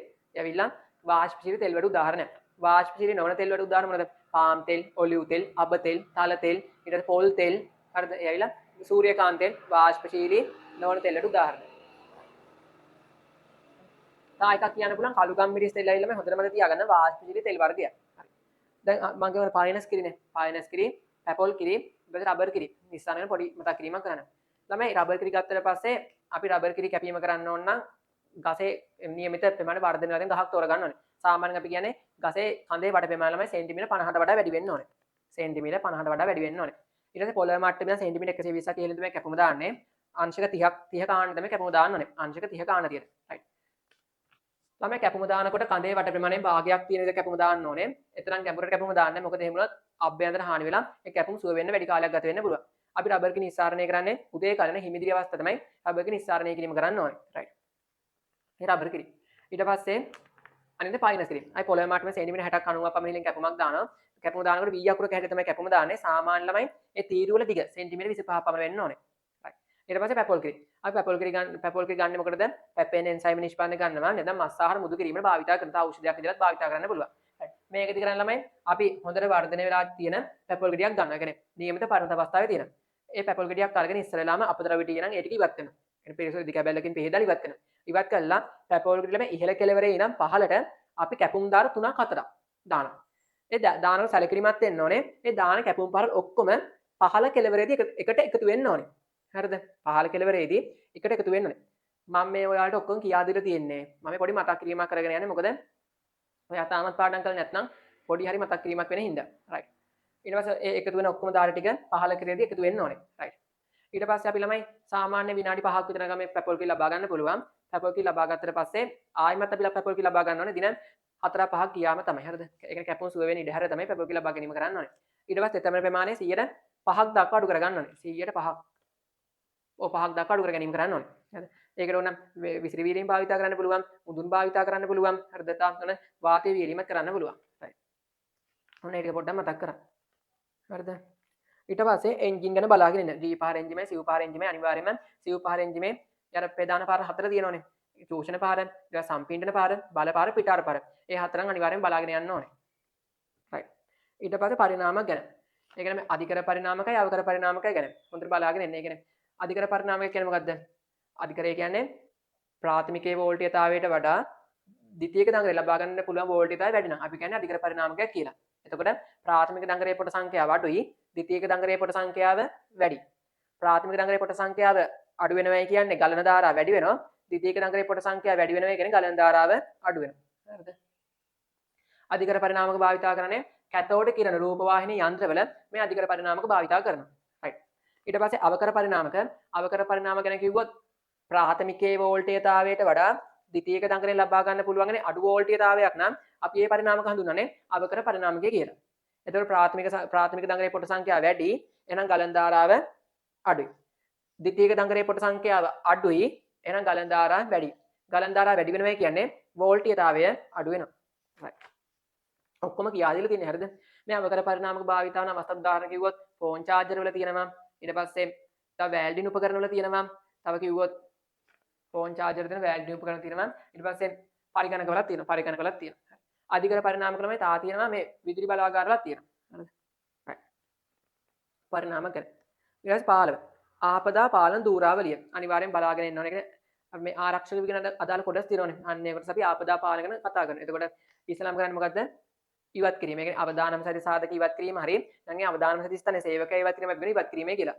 උදාහරණයක් කිව්වොත් දැන් උස ස්ථානයක වැඩ කරන පුද්ගලයෙක් ඒ පුද්ගලයා අපි ඒ උස ස්ථානයේ වැඩ කරන්නේ නැතුව ඒ වැඩේ අපි පහලින් බිම ඉඳන් කරන්න සලස්වල දෙනවා. එතකොට අවදානම ඉවත් වීමක් වෙනවා. right. ඊට පස්සේ තා ඩෙන්ගු ආසාද නැති වෙන්න පුළුවන් නම් ඒ ඩෙන්ගු ආසාද නැති වෙන්න පුළුවන් ඒ සාධක ටික ඉවත් කිරීම අපි කරන. එතකොට ඒ ආපද ඉවත් කරගන්න පුළුවන්. තා කිව්වොත් කුෂි රසායනික ද්‍රව්‍ය භාවිත ඉවත් කිරීම වෙන. එතකොට ඒ යොදන පුද්ගලයාට වෙන්න පුළුවන් හානිය අවම කරගන්න පුළුවන්. right. ඊට පස්සේ අනිත් එක මොකද්ද? ආදේශ විකල්ප ක්‍රම භාවිතය. උදාහරණයක් කිව්වොත් අපි මේක තමයි ඒ අදාළ ක්‍රියාවලිය සම්පූර්ණයෙන්ම නවත්තන්න නැතුව අපි ඒකට වෙනත් විකල්පයක් නැත්නම් ආදේශකයක් භාවිතා කරලා වෙන්න පුළුවන් අවදානම අඩු කිරීම තමයි කියන්නේ ආදේශ වෙන විකල්ප ක්‍රම භාවිතය කියලා. උදාහරණයක් කිව්වොත් පුපුරන ද්‍රව්‍ය භාවිතා කරලා උමං හරණ එක වෙනකොට අපි උමං හැරීමේ යන්ත්‍ර භාවිතා කරලා උමං හැරීම කරනවා. ඊට පස්සේ අනිත් එක ඉංජිනේරුමේ ක්‍රියාමාර්ග. මේකෙදි කරන්නේ ළමයි ඒ කියන්නේ ඉංජිනේරුමේ අදහස් භාවිතා කළේ අදාළ ක්‍රියාවලිය කිරීම අපි කියන ඉංජිනේරුමේ ක්‍රියාමාර්ගය කියලා. හරිද? එතකොට උදාහරණ කිව්වොත් තාපය, කිරණ, ආලෝකය. ඔය තියෙන ස්ථානවල අපි මේ සේවකින් භාවිතා කරලා වැඩ කරන්නේ නැතුව අපි දුරස්ථ පාලක භාවිතයෙන් වැඩ කිරීම කරනවා. හරිද? ඊට පස්සේ තව කිව්වොත් අපි ජල පෙබ්බේ කියන මේ ජලය හිටවසනකොට ජල පොම්පයක් භාවිතා කිරීම කරලා ජලය සෙවීම කරනවා. يعني ගැඹුරු ලිඳකින්. ඊට පස්සේ ශ්‍රම සූක්ෂම ආපදා අවම වෙන විදිහට අපි මේසපුඩු නිර්මාණය කිරීම කරනවා. ඊට පස්සේ තව එකක් කිව්වොත් අපිට මේ රසායනික ද්‍රව්‍ය කපඩා කරලා තියෙන ස්ථානයක අපි උෂ්ණත්වය පාලනය කරන්න පිටාර පංකා භාවිතා කරනවා. ඔය ඊළඟ ඉංජිනේරුමේ ක්‍රියාමාර්ග උදාහරණ. ඊට පස්සේ ඊළඟ පරිපාලනයේ ක්‍රියාමාර්ගය. කියන්නේ සේවක වැඩමුර පැවැත්වීම, ඊට පස්සේ සේවක වැඩමුර කෙටි කිරීම, සේවක වැඩමුර ඊට පස්සේ විවේක කාලය වැඩි කිරීම, ඊට පස්සේ තා කිව්වොත් ජෛව ආසාදන සේවකින් දැනුවත් කිරීම, ඊට පස්සේ අනාරක්ෂිත ස්ථාන සංඥා පුරි දැක්වීම එවිලා පරිපාලනයේ ක්‍රියාමාර්ග උදාහරණ. හරිද? රයිට්. ඊට පුද්ගල ආරක්ෂණ ක්‍රියාමාර්ග පුද්ගල ආරක්ෂණ උපකරණ පුද්ගල ආරක්ෂණ ක්‍රියාමාර්ග අනුගමනය කිරීම. ඒකට කරන්නේ ළමයි ඒ උපකරණ අනුගමනය කිරීම තමයි. ඒ කියන්නේ හිස් වැසුම්, ඊට පස්සේ අත් වැසුම්, ඊට පස්සේ පාවරණ, ඒ අදාළ වෘත්තියට ගැලපෙන විදිහට ඒ උපකරණ ආරක්ෂණ උපකරණ අනුගමනය කිරීම තමයි මේ පුද්ගල ආරක්ෂණ උපකරණ අනුගමනය කිරීම කියලා කියන්නේ. රයිට්. ඒ ටික පොඩ්ඩක් බලාගෙන ඉන්න. 16 පොතුමානය පපු මට්ටමේ සම්බන්ධව. ඒ කියන්නේ මේ ළමයි වනමිතියේදී භාවිත කරන උපකරණ කිහිපයක් තියෙනවානේ. ඒ කියන්නේ පොතුමානය භාවිත කරන මොකද පොත්තේ ඝනකම් මැනීමට. ඊට පස්සේ ගස් කැලිපරේ භාවිත කරනවා ගසේ විශ්කම්භය මැනීමට. ඊට මිනුම් පඩිය භාවිත කරනවා ගසේ පරිධිය මැනීමට, වට ප්‍රමාණය මැනීමට. ඒක අපිට ගසේ විශ්කම්භය ගණනය කරගන්න පුළුවන්. ඊට පස්සේ තව භාවිත කරන අපි රිලැක්ස්කෝපය, ගසේ උස, පරිමාව, ඊට පස්සේ ඒ ගසේ උස, පරිමාව අපිට ඍජුවම ලබා ගන්න පුළුවන්. ඒ කියන්නේ ඔය කියන පාඨාංක 3ක් තියෙනවා. හරිද? ගසේ පරිමාවයි, ඊට පස්සේ සිර උසයි, තව පාඨාංකයක්ද. පාඨාංක 3ක් වගේ මේ රිලැක්ස්කෝපයෙන් මනින්න පුළුවන්. හරිද? එතකොට රිලැක්ස්කෝපය ඊට පස්සේ පොත් එක ඝනකම් මේ පොතුමානය භාවිත කරනවා. ඔය අපේ රූප සටහන් එහෙමත් බලාගෙන ඉන්න. ඊට පස්සේ මේ ඔක්කොම පාඨාංගනේ පපු මට්ටමේ උසින්. පපු මට්ටමේ උසින් පාඨාංග ගන්න. එතකොට සාමාන්‍ය පපු මට්ටමේ උසින් මීටර් 1.3ක් වෙන්න ඕනේ. මේකට හේතු කිහිපයක්. පළවෙනි හේතුව තමයි පපු මට්ටමේ උසින් තෝරගන්න පළවෙනි හේතුව. දැන් ළමයි අපි ගස් ගොඩක පාඨාංග ගන්න ගියොත් අපි ඒ ගසේ පාමුලින් පාඨාංග ගත්තොත් අපහසුයිනේ. හරි නේද? තමයි පාඨාංග ගන්න වෙන්නේ. ඒකින්ද අපි පපු මට්ටමේ උසින් තමයි භාවිත කරන්නේ. ඊට පස්සේ දෙවෙනි හේතුව කිව්වොත් දැන් ළමයි සමහර ශාක ගත්තට පස්සේ මුල් ඒ කියන්නේ පහළ කොට තමයි අසාමාන්‍ය වර්ධනයක් වෙනවා. කයිරු ශාක එහෙම අසාමාන්‍ය වර්ධනයක් වෙනවා. කයිරු මුල්. අසාමාන්‍ය වර්ධනයක් වෙන එකකින් අපිට නිවර්ති පාඨාංග ලබා ගන්න බෑ. ඒකෙන්දී පපු මට්ටමේ උසින් තමයි. පපු මට්ටමේ උසින් මීටර් 1.3. පපු මට්ටමේ උසින් පාඨාංග ලබා ගැනීම කරන්නේ. කරුණු දෙකයි. තුන්වෙනි එක ගත්තොත් හරිද? සමහර ශාකවල මේ පාමුල මේ වල් පැලෑටි. නැත්නම් කටු පඳුරු තියෙන්න පුළුවන්. එතකොට අපිට මේ වල් පැලෑටි කටු පඳුරු ඉවත් කරන්න අමතර වියදමක් වෙනවා. ඒකින්ද අපි මීටර් 1.3ක් උසින් පාඨාංග ලබා ගැනීම කරන්න ඕනේ. රයිට්. ඕව මතක තියෙන්න ඕනේ. හරිද? ඊට පස්සේ 17 නැප්සැක් ඉසින යන්ත්‍රයක් අංක ශෝධනය කිරීම. මේක නම් පොඩ්ඩක් බලාගෙන ඉන්න. ඒ කියන්නේ ওই විසර්ජන ශීඝ්‍රතාවය, ඊට පස්සේ හෙක්ටයාරයකට දිය රැසීමට ගත වන කාලය. මේ පොඩ්ඩක් බලාගෙන ඉන්න. ඊට පස්සේ අවශ්‍ය මුළු දිය ප්‍රමාණය. ඒක බලාගෙන ඉන්න. රයිට්. ඊට පස්සේ 18 පළතුරක පරණතභාවය තීරණය කළ මිනු. ප්‍රධාන දෙකක් තියෙන එකක් මැනිය හැකි සාධක, දෙක මැනිය නොහැකි සාධක. මැනිය නොහැකි සාධක මොනවද? ඵලයේ ප්‍රමාණය හැඩය වෙනස් වීම. අපි දෘෂ්ටි පරීක්ෂාවනේ. ඊට පස්සේ අඹ, කෙසෙල්, හරිද? ඊට පස්සේ අනිත් තමයි ශාකයේ කොටසක් හෝ සම්පූර්ණ ශාකයේම වියරීම නැත්නම් පැහැ වෙනස් වීම. ඊට පස්සේ තා කිව්වොත් ශබ්දේ වෙනස් වීම ඒවනේ ඒ භෞතික සාධක. හරිද? ඒ කියන්නේ මැනිය අර දෘෂ්ටි පරීක්ෂාව ඊට පස්සේ භෞතික සාධක තියෙනවානේ. ශබ්දේ වෙනස් වීම, වයනේ වෙනස් වීම, සුවඳ වෙනස් වීම භෞතික සාධක. ඒ කියන්නේ මැනිය නොහැකි සාධකවල ප්‍රධාන ආකාර දෙකක් තියෙනවා. මේ දෘෂ්ටි පරීක්ෂා කියන්නේ PVS බලලා අනිත් එක භෞතික වෙනස් වීම. ඊට පස්සේ ළමයි අනිත් එක මැනිය හැකි සාධකනේ. ඒ කියන්නේ pH එකේ මනින්න අපිට අනුමාපනයක් භාවිත කරන්න පුළුවන්. ඒ කියන්නේ ෆිනොප්තලින් දර්ශකයේ සමග අනුමාපනයක් භාවිත කරලා pH එකේ මනින්න පුළුවන්. ඊට පස්සේ අපිට බ්‍රික්ස් එකේ මනින්න පුළුවන්. බ්‍රික්ස් මීටර් නේද? රිෆ්‍රැක්ටෝමීටර් භාවිත කරලා බ්‍රික්ස් එකේ මනින්න පුළුවන්. රිෆ්‍රැක්ටෝමීටර්. බ්‍රික්ස් එකේ මනින්න මොකද? ද්‍රාව්‍ය ඝනත්‍රය ප්‍රමාණය සීනි ප්‍රමාණය තමයි මනින්නේ. ඕකම වරද්දලා දීලා තියෙන්න පුළුවන්. මේ මුළු ඝනත්‍රය ප්‍රමාණය මනින්න මේ කියලා දීලා තියෙන්න පුළුවන්. වැරදි. මුළු ඝන ද්‍රව්‍යය කියව තමයි ද්‍රාව්‍ය ඝන ද්‍රව්‍යයත් අයිති වෙනවා. අද්‍රාව්‍ය ඝන ද්‍රව්‍යයත් අයිති වෙනවා. මේකින්ද මුළු ඝන ද්‍රව්‍ය නෙමෙයි සීනි ප්‍රමාණය තමයි මනින්නේ. ද්‍රාව්‍ය ඝන ද්‍රව්‍ය ප්‍රමාණය තමයි මිනුම් කිරීම කරන්නේ. හරි. ඊට පස්සේ දෘಢතාමානය භාවිතා කරනවා. අපි පොත්තේ දැඩි බව මැනීම දෘಢතාමානය භාවිතා කරනවා. ඊට පස්සේ වර්ණය මනින්න අපි මාන්සල් වර්ණසන භාවිතා කරනවා. එතකොට පොත්තේ මැද්දේ ඵලයේ මැද්දේ වර්ණය තමයි භාවිතා කිරීම කරන්නේ. ඒ තමයි ඔය විලාට අඹ ගෙඩියම ගත්තට පස්සේ ඇත්තටම වර්ණය මැනීම අපහසුයි. හරිද? වර්ණය මගින් නියමිත පරත වස්ත්‍ර පත් වෙලාද කියලා තීරණය කරන්න බෑ. හරි. ඊට පස්සේ පිෂ්ඨ පරීක්ෂාව කරනවා. පිෂ්ඨ පරීක්ෂා කරාට පස්සේ ළමයි ඒ කැපුම් පුෂ්ඨයේ නිල්දම් පැහැය 160ක් 70ක් පමණ තියේ නම්, ඒ කියන්නේ පැල්ලම් ප්‍රමාණය තියේ නම් අපි කියන පිෂ්ඨ ප්‍රමාණය නියමිත පරත අවස්ථාවට කලින් තමයි අස්තු වෙලා තියෙන්නේ. මොකද පිෂ්ඨ ප්‍රමාණය අඩු වෙන්නේ නියමිත පරත අවස්ථාවට කලින් අස්තු නෙළුවොත්. ඊට නියමිත අවස්ථාවේ ආසු නෙළුවොත් පිෂ්ඨ ප්‍රමාණය නියමිත අතර දෙන. ඒතකොට අපි කියන්නේ 180ක් 90ක් මට්ටමේ තියෙන නියමිත පරණත අවස්ථාව තමයි ආසු නෙළුව තියෙන්නේ. හරිද? රයිට්. ඊට පස්සේ ඊළඟට ඔයා බලාගෙන ඉන්න ඕනේ තව එකක් කරුණක් තියෙනවා. අපිට බ්‍රික්ස් අගේ හොයනකොට මේ කෙසෙල් වලින් ඊට පස්සේ ඇපල් වලින් තව කිව්වොත් අපි අන්නාසලින්ගෙම නියඳි ලබා ගන්න ඕනේ. මේ නියඳි ගන්නකොට මේ කෙසෙල් වලින් නියඳිය ගන්න ඕනේ. මැද කොටසින් තමයි නියඳිය ගන්න ඕනේ. මැද කොටසින්. ඊට පස්සේ ඇපල් වල කෙසෙල් වල ඇපල් වල අඹ වල අන්නාසි වල අපි අදා නියදිය ගන්න ඕනේ දික් අතර කැපූ තීරුවක් තමයි ගන්න ඕනේ. හරිද? දික් අතර කැපූ තීරුව තමයි ගන්න ඕනේ. right. ඒක පොඩ්ඩක් බලාගෙන එන්න ඕනේ. right. ඊට පස්සේ හෙඩොනික් වර්ගයේ පරීක්ෂණ. හරිද? ළමයි අපි ඉන්ද්‍රිය ගෝචරතාවය ගැන ප්‍රධාන පරීක්ෂණ ආකාර තුනක් තියෙනවා. එකක් හෙඩොනික් වර්ගයේ පරීක්ෂණ, ඊට පස්සේ යුග්ම සංසන්දනාත්මක පරීක්ෂණ, තුන විවේචනයේ මත පදනම් වූ පරීක්ෂණ. හෙඩොනික් වර්ගය කියන්නේ මොකද්ද? පුද්ගලයාගේ කැමැත්ත අකමැත්ත මත දැන් පාරිභෝගික කැමැත්ත අකමැත්ත පරීක්ෂා කිරීම පරීක්ෂණ අපි හඳුනන හෙඩොනික් වර්ගයේ පරීක්ෂණය කියලා. එතන පරිමාණ දෙකක් භාවිතා කරන්න පුළුවන්. එකක් තමයි 1/4 පරිමාණයක් භාවිතා කරන්න පුළුවන්. දැන් 1/9 අතර පරිමාණයක් භාවිතා කරන්න පුළුවන්. එතන පළවෙනි පරිමාණය පෙන්වන්නේ මොකද්ද? එකෙන්. හරි. පළවෙනි රූප සටහන පෙන්වන්නේ මොකද්ද? අතිශයින්ම අකමැති. දැන් පස්වෙනි එකෙන් පෙන්වන්නේ අතිශයින්ම කැමැති. ඊට පස්සේ 1/9ක් පරිමාණය ගත්තොත් ඒකේ පළවෙනි රූප සටහන පෙන්වන්නේ අතිශයින්ම අකමැති. 9වෙනි රූප සටහන පෙන්වන්නේ අතිශයින්ම කැමැති. ඊට පස්සේ ඔන්න මැදට යනකොට කැමැති අකමැති. ඊට පස්සේ මධ්‍යස්ථව කැමැති. ඊට පස්සේ ඉතා කැමැති. ඊට පස්සේ බොහෝ කැමැති. ඔන්න අතිශයින් කැමැති. මේ විදිහට තියෙනවා. හරිද? පොඩ්ඩක් ඒක බලාගෙන ඉන්න. ඊට පස්සේ දෙවෙනි එකේ යුග්ම සංසන්දනාත්මක පරීක්ෂණ. ඒක තියෙන මොකද? ආහාර සූත්‍රණ දෙකක් ගන්නවා. ඒ ආහාර සූත්‍රණ දෙක තියෙන සංසන්දනය කිරීම තමයි කරන්නේ. එක ගුණාංගයක් අනිත් ආහාරය තියෙද කියලා පරීක්ෂා කිරීම තමයි සංසන්දනය කිරීම තමයි කරන්නේ. අපි කියනවා යුග්ම සංසන්දනාත්මක පරීක්ෂණය කියලා. තුන ඇවිල්ලා විවේචනයේ මත පදනම් වූ පරීක්ෂණ. ඒකෙදි කරන්නේ එක ආහාර නීතිය ගන්නේ.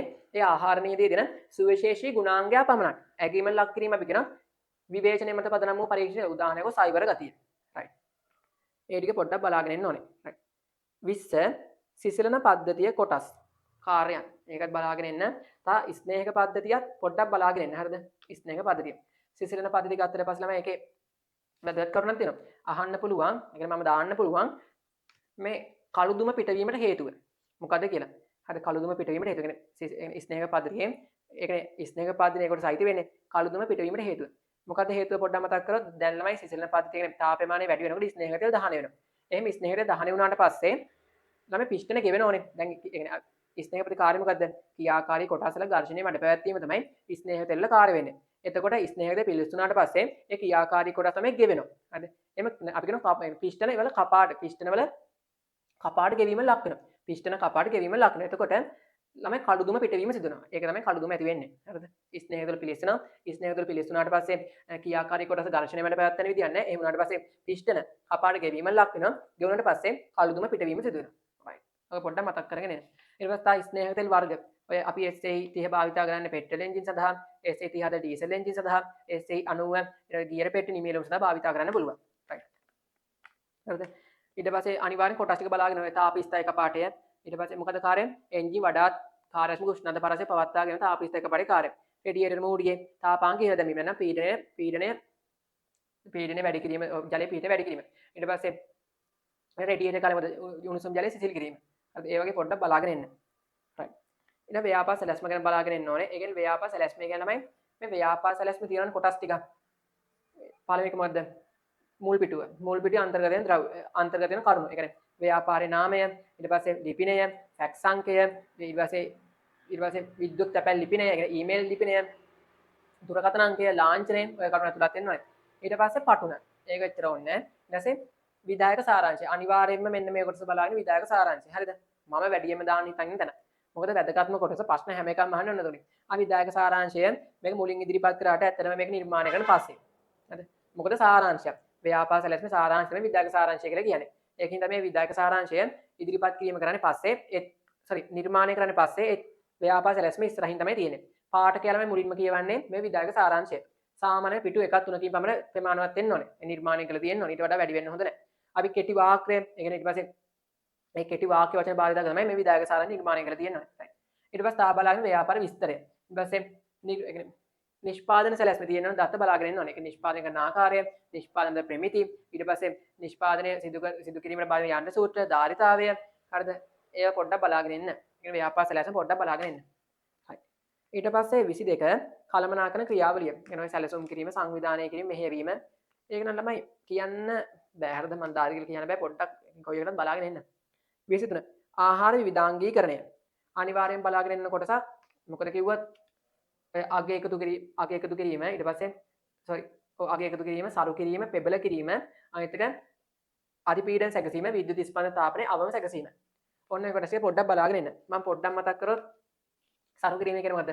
ආහාරයක ළමයි නිෂ්පාදනය කරාට පස්සේ ඒක ඉවත් වෙලා ගිහිපු පෝෂකයන් නැවත සංස්ථාපනය කිරීම අපි කියන සරු කිරීම කියලා. උදාහරණයක් කිව්වොත් අපි කිරි වලට විටමින් A හා D දැමීම. අපි කියනවා පෝෂක එකතු කිරීම. අපි කියනවා සරු කිරීම කියලා. පිටි කිරි හදනකොට ඒ කිරි වල ඉවත් වෙන විටමින් A හා D නැවත ආයෙත් එකතු කිරීම.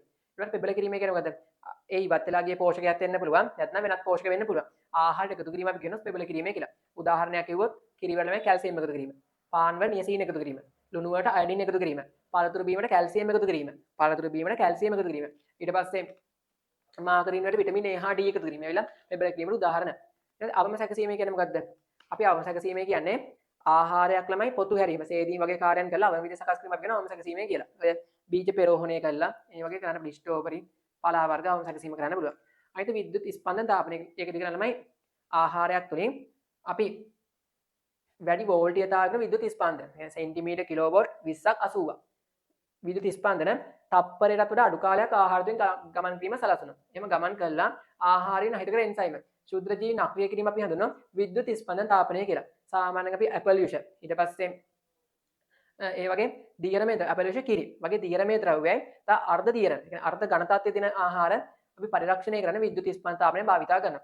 අනිත් එක අධිපීඩන සැකසීම. මේකදී ළමයි අපි සීල් කරපු ආහාරයක් මෙගා පැස්කල් 200ක් 800ක ඉහළ පීඩන භාජනය කළා. සාමාන්‍ය විනාඩි 20ක් වගේ කාලයක් භාජනය කළා. ආහාර පරිරක්ෂණය කිරීම අපි හඳුන්වනවා අධිපීඩන සැකසීමේ කියලා. උදාහරණ කිව්වොත් පළතුරු යෝෂන්, මස් මාළු, ඊට පස්සේ ලදරු ආහාර පරිරක්ෂණය කරන්න අපි මේ අධිපීඩන සැකසීම භාවිතා කරනවා. අනිත් එක පටල පෙරීම. මේ විදිහට පොඩ්ඩක් බලාගෙන ඉන්න. right. ඊට පස්සේ තලමිතික බිම් ඇනුමයි භූමිතික බිම් ඇනුමයි හොඳට බලාගෙන ඉන්න ඕනේ. තලමිතික බිම් ඇනුමයි භූමිතික බිම් ඇනුමයි. අයි භූමිතික බිම් ඇනුමයි කියන්නේ මොකද? පෘථුවියේ වක්‍රතාවය සැලකිල්ලටගෙන සිදු කරන බිම් ඇනුම අපි හඳුන්වනවා භූමිතික බිම් ඇනුමේ කියලා. ඒතකොට මේකෙදී නිර්මාණය වෙන වක්‍ර රේඛා ඒකින්ද අපිට සාමාන්‍ය ගණිතයේදී භාවිතා වන ගණිතමය ප්‍රමේයයන් ඒ විදිහට භාවිතා කරන්න බෑ. හරිද? සාමාන්‍යයෙන් මේ භූමිතික බිම් ඇනුම යොදාගන්නේ විශාල පරිමාණයේ ඉඩම් මනින්න තමයි විශාල පරිමාණයේ භූමි ප්‍රමාණයක්මයි තමයි භූමිතික බිම් ඇනුම යොදාගන්නේ. එතකොට කිව්වොත් මේකෙන් ලෝක සිතියම් නිර්මාණය කරන්න. ඊට පස්සේ ජාත්‍යන්තර මට්ටමේ සිතියම් නිර්මාණය කරන්න. විශාල පරිමාණ විශාල ප්‍රදේශයක සිතියමක් නිර්මාණය කරන්න. ඔයා දන්න ප්‍රදේශයේ විශාල වෙනවයි කියන්නේ පරිමාණය කුඩා වෙනවා. එහෙනම් කුඩා පරිමාණයේ සිතියම් නිර්මාණය කරන්නත් අපි භූමිතික බිම් ඇනුම භාවිතා කරනවා. අනිත් තලමිතික බිම් ඇනුම. හරිද? තලමිතික බිම් ඇනුම කරන්න ළමයි කුඩා බිමක් මනින්න තමයි අපි තලමිතික බිම් ඇනුම භාවිතා කරන්නේ. එතකොට අපි මේකෙදී පෘථිවි තලය පෘථිවි සයිබෑස් රූපය භාවිතා කරන්නේ පෘථිවි තලය තිරස් තලයක් විදිහට ප්‍රක්ෂේපණය කරලා තමයි මිනුම් කටයුතු කිරීම කරන්නේ. එතකොට සාමාන්‍ය ගණිතයේදී භාවිත වෙන තල ජ්‍යාමිතික න්‍යායන් ඒ ප්‍රමේයයන් ඒ විදිහට භාවිතා කරන්න පුළුවන්. මොකද තිරස් තලයක යම් ලක්ෂයක් යා කරලා ඇඳ තමයි නිර්මාණය තිරස් ඒකාවක් ඉඳ. right. ඒකටසත් පොඩ්ඩක් බලාගෙන යනවා. අපි ඊට පස්සේ තලමිතික බිම් ඇනුම භාවිතා කරන්නේ කුඩා පරිමාණ ඉඩම් වලට තමයි භාවිතා කරන්නේ. පිවිතුරු නිෂ්පාදනයත් අනිවාර්යෙන් බලාගෙන මොකක් හරි ප්‍රශ්නයක් එන්න පුළුවන් පිවිතුරු නිෂ්පාදනය. හරිද? ශිල්ප ක්‍රම හරිය ඔය පිවිතුරු නිෂ්පාදනයේ ප්‍රධානම අරමුණ මොකද්ද? ප්‍රධානම අරමුණ පාරිසරික පාරිසරික පරිසරයට වෙන්න පුළුවන් හානි වළක්වා ගැනීම තමයි පිවිතුරු නිෂ්පාදනයේ ප්‍රධානම අරමුණ වෙන්නේ. නැතුව ආයතනික වාසි ලබා ගන්න මේ ආයතනික වාසි මේ වක්‍රාකාරයෙන් ඉටු වෙනවා. ප්‍රධානම අරමුණ තමයි පරිසරයට වෙන්න පුළුවන් හානි වළක්වා ගැනීම තමයි පිවිතුරු නිෂ්පාදනයේ ප්‍රධානම අරමුණ වෙන්නේ. ඊළඟට කම්කරුවන් දිහා කර්මාන්තශාලා ආඥා පනත. අපි ළමයි මේකදී ප්‍රධාන ආඥා පනත දෙකක් කතා කරන්න ඕනේ. එකක් ඇවිල්ලා 1934 අංක 19 දරන කම්කරුවන් දී ආඥා පනත, අනිත් එක 1942 අංක 45 දරන කර්මාන්තශාලා ආඥා පනත. එතන මේ පනත් දෙක පොඩ්ඩක් බලාගෙන ඉන්න. හරිද? එහෙනම් වන්දි හිමි වෙන පුද්ගලයන් ඊට පස්සේ කොහොමද වන්දි ලබා ගන්නෙ? ඒ ගැන පොඩ්ඩක් බලාගෙන ඉන්න ඕනේ. ඊට පස්සේ ගම්වැල් මැනුමේ තමයි රේඛා සටහන. ඒ සිතියම අනිවාර්යෙන් බලාගෙන ඉන්න. ඒ කියන්නේ පිරික්සුම් රේඛා මොකද්ද? ඒ කියන්නේ දල සටහන දිනවනේ අපි. මේ පිරික්සුම් රේඛා ඊට පස්සේ සහායක මැනුම් රේඛා, සහායක මැනුම් ස්ථාන, ඊට පස්සේ පාදම් රේඛාව, ප්‍රධාන මැනුම් රේඛා පොඩ්ඩක් ඒ රූප සටහන් බලාගෙන ඉන්න ඕනේ. ඊට පස්සේ රබර් වල්කනයිස්. ඒක ළමයි කේප් රබර් නිෂ්පාදනයයි ගිල්ලුම් මච්චු බාද රබර් නිෂ්පාදනය අපි සිලබස් එක කතා කරන පොඩ්ඩක් ඒක නම් බලාගෙන ඉන්න ඕනේ. හරිද? රබර් වල්කනයිස් කරනකොට අපි සෙල්සියස් අංක 100ත් 140ත් උෂ්ණත්වය අපි සල්ෆර් දාලා තුන. ඒකේ සල්ෆර් මූල ද්‍රව්‍යයත් එක්ක තමයි අපි වල්කනයිස් කිරීම කරන්නේ. right. එතකොට පොඩ්ඩක් අපි මේ ක්‍රේප් රබර් නිෂ්පාදනය කිරීම කරනකොට මේ ප්‍රතිකටිකාරක විදිහට අපි සෝඩියම් සල්ෆයිඩ් භාවිතා කරනවා. ඊට පස්සේ විරංජනය කිරීම අරමුණ මොකද්ද? ඒ රබර් සුදු කය තවදුරටත් වැඩි කරන විරංජනය කිරීම කරනවා. right. හරි. ඊට භාගීකරණය කරන එක කියන්නේ කැරොට්නොයිඩයි ඊට පස්සේ අනිකුත් අපද්‍රව්‍ය දින ඉවත් කිරීම තමයි භාගීකරණයේදී කරන්නේ. ඒක පොඩ්ඩක් බලාගෙන ඉන්න. ඊට පස්සේ 29 ශාදුවත විශ්ලේෂණය මගින් ව්‍යාපාරයේ ශක්තියින් දුර්වලත අවස්ථා හා තර්ජන හඳුනා ගැනීම. මේ ශාදුවත විශ්ලේෂණ අපිට ව්‍යාපාරය පවත්වාගෙන ශක්තියින් අවස්ථා තර්ජන ඊට පස්සේ දුර්වලත හඳුනා ගන්න පුළුවන්. එතකොට මේකෙදි මම දාන්න පුළුවන් මම ව්‍යාපාරයක් ගැන දාලා උදාහරණයක් විසිතුරු මාස කර්මාන්තයක් ආරම්භ කරගෙන යනකොට මට තියෙන ශක්තිය මේ දුර්වලතා ඒකේ උදාහරණ ටිකක් දාලා ඒ ටිකට තෝරන්න මම හදන්න පුළුවන් විදිහට ප්‍රශ්නයක් හරිද මේ ශක්තිය මොකද්ද මේකේ දැන් මගේ මේකේ මට තියෙන තර්ජන මොකද්ද මට තියෙන දුර්වලතා මොකද්ද තව අවස්ථා මොනවද කියලා මම මේ ප්‍රකාශ හතරක් දීලා එකකට තෝරන්න දෙන්න පුළුවන් දැන් ඝන අපද්‍රව ලක්ෂණ ඝන අපද්‍රව ලක්ෂණ කියන්නේ භෞතික ලක්ෂණයි රසායනික ලක්ෂණ ජෛවික ලක්ෂණ පොඩ්ඩක් මම මතක් කරොත් ළමයි භෞතික ලක්ෂණ මොනවද ඒක තමයි තෙතමන පිළිශතය භෞතික ලක්ෂණ ඝන අපද්‍රව තෙතමන ප්‍රමාණය ඊට පස්සේ ඝන අපද්‍රව සංයුතිය කියන්නේ සංරචක කළ ව්‍යාප්තිය ඝනත්වය ඇවිල්ලා භෞතික ලක්ෂණ ළමයි තෙතමන ප්‍රමාණය වැඩි වුණොත් මොනවද වෙන්නේ තෙතමන ප්‍රමාණය වැඩි වුණොත් ඒ ඝන අපද්‍රව අපිට එක්රැස් කිරීමත් අපහසුයි ප්‍රවාහනය කිරීමට අපිට අධික වියදමක් වැය වෙනවා හරිද ඒක ඊට පස්සේ දෙවෙනි අවාසිය කිව්වට අපිට කොම්පෝස්ට් පොව නිෂ්පාදනය කරන්න බෑ තෙතමන ප්‍රමාණය වැඩි වුණා ශුද්ධ ජීවී ආසාදන වැඩි වෙලා කොම්පෝස්ට් ක්‍රියා නිසිපදි කරගන්න බැරි වෙනවා කරුණු දෙක තුන්වෙනි එක කිව්වොත් අපි ළමයි ඝන අපද්‍රව්‍ය දහනය කරනකොට අධික ශක්ති ප්‍රමාණයක් වැය වෙන්න පුළුවන් ඒක අපිට ආර්ථිකමය වශයෙන් පාඩුයි ඇවිල්ලා තුන්වෙනි අවාසිය අවාස තුනයි ඊට පස්සේ අපි අනිත් එක මොකද වැදගත්ම භෞතික ලක්ෂණ ඝනත්වය ඝනත්වය කියන්නේ ඒකීය පරිමාණක ඝන අපද්‍රව්‍ය ප්‍රමාණය අපිට ඝනත්වය කියලා ඒකීය පරිමාණක ඝන අපද්‍රව්‍යගේ ස්කන්ධය හරිද එතකොට මේ ළමයි ඝනත්වය අපි කසල බඳුන් වල මේ කසල පුරන ප්‍රමාණය තීරණය කරන්නේ ඊට පස්සේ මෙතන කසල ගබඩාවක ස්ථානයක් නිර්මාණය කරනකොට එනම් ප්‍රවාහනය කරනකොට මේ ඝනත්වය වැදගත් වෙනවා හරිද අපි ළමයි සුසංහනය කරන උපකරණයක් භාවිත කරලා ඝන අපද්‍රව ඝනත්වය 175කින් අඩු කරගන්න පුළුවන් හරිද 175කින් අඩු කරගන්න පුළුවන් සාමාන්‍ය වර්ග ඝන මීටරයට කිලෝග්‍රෑම් 100ක් 400ක් අතර ප්‍රමාණයක් දක්වා ඝනත්වය පත් කරගන්න පුළුවන් හරිද හරි අනෙක් භෞතික ලක්ෂණ තමයි වර්ණය දෘශ්‍ය ලක්ෂණ චුම්බකත්ව ලක්ෂණ ඔය ඇවිල්ලා අනිකුත් භෞතික ලක්ෂණ හරි ඊට පස්සේ ළමයි රසායනික ලක්ෂණ ගැන කතා කරනකොට රසායනික වාෂ්පශීලී දහනය වීම හරිද දහනය ඊට පස්සේ අලු ප්‍රමාණය ඊට පස්සේ තිර කාබන් ප්‍රමාණය හරිද ළමයි දුමාන්තරගත දුම නැහැ හරිද මතක තියාගන්න මේ දෙක අලු ප්‍රමාණයයි ඊට පස්සේ තිර කාබන් ප්‍රමාණය දෙක මතක තියාගන්න ඊට පස්සේ තා දැවෙන සුළු බවත් හරි දැවෙන සුළු බව ඊට පස්සේ ජෛවික ලක්ෂණ උදාහරණ කිව්වොත් ජෛවික ලක්ෂණ දි รา පත් වීම ඊට පස්සේ මැස්සන්ගේ අභිජනනය ඊට පස්සේ ගන්ධ සුවඳ ඒවිලා ජෛවික ලක්ෂණ උදාහරණ ඒක පොඩ්ඩක් බලාගෙන ඉන්න ඕනේ අනිවාර්යයෙන්ම ළමයි ඝන අපද්‍රව තෙතමන ප්‍රමාණයයි මේ ඝනත්වය මොකද හේතුව කියලා තියෙනවා ඝනත්වය වැඩි වුණොත් මොනවද හිතක බලපෑම් ඊට පස්සේ තෙතමන ප්‍රමාණය නිර්ණය කිරීමේ වැදගත්කම් ඝනත්වය නිර්ණය කිරීමේ වැදගත්කම් ඒක පොඩ්ඩක් බලාගෙන ඉන්න අනිවාර්යයෙන්ම ශුද්ධ පාලක සැකසුම් පද්ධතිය PLC පද්ධතියක් බලාගෙන ඉන්න ඕනේ හරිද අපි ශුද්ධ සැකසුම් පාලන පද්ධතිය කියන්නේ තනි මයික්‍රොචිපයක් සහිත පරිගණකයකට අපිට හඳුන්වා දෙන්න පුළුවන් මේකේ ප්‍රධාන අංග තුනක් තියෙනවා එකක් ඇවිල්ලා control logic register අනිත් එක ගණිත මෙහා තාර්කික අපිට ALU හරිද ඕක බලාගෙන ඉන්න ඕනේ ඊට ක්‍රමලේඛිත තර්ක පාලන පද්ධති භාවිත කරන්නේ කාර්මික ශේෂ්ඨයේ විද්‍යුත් යාන්ත්‍රික උපකරණ ස්වයංක්‍රීකරණය කිරීමට තමයි අපි මේ PLC පද්ධතිය භාවිත කරන්නේ ඊට පස්සේ මේ PLC පද්ධතිය තමයි රූප සටහන් දීලා ඕනේ සෝරි ශුද්ධ පාලක සැකසුම් පද්ධතිය රූප සටහන් දීලා හඳුනා ගන්න එන්න පුළුවන් නැත්නම් ඔය වාසිය හාවාසිය මොකක් හරි එකක් ප්‍රශ්නයක් එන්න පුළුවන් මේකට ඉතින් බලාගෙන ඉන්න ඊට පස්සේ මේ විසිතුරු මසුන් ඒකවල ප්‍රශ්න මම කිව්වනේ අනිවාර්ය රූප සටහන් ටික බලාගෙන ඉන්න ඕනේ හරිද තාලමයි විසිතුරු මසුන්ට අමතරව මම ඒක ඉස්සරද කියන්නේ තම මෘදුංග හා දුඩංගල සංකේත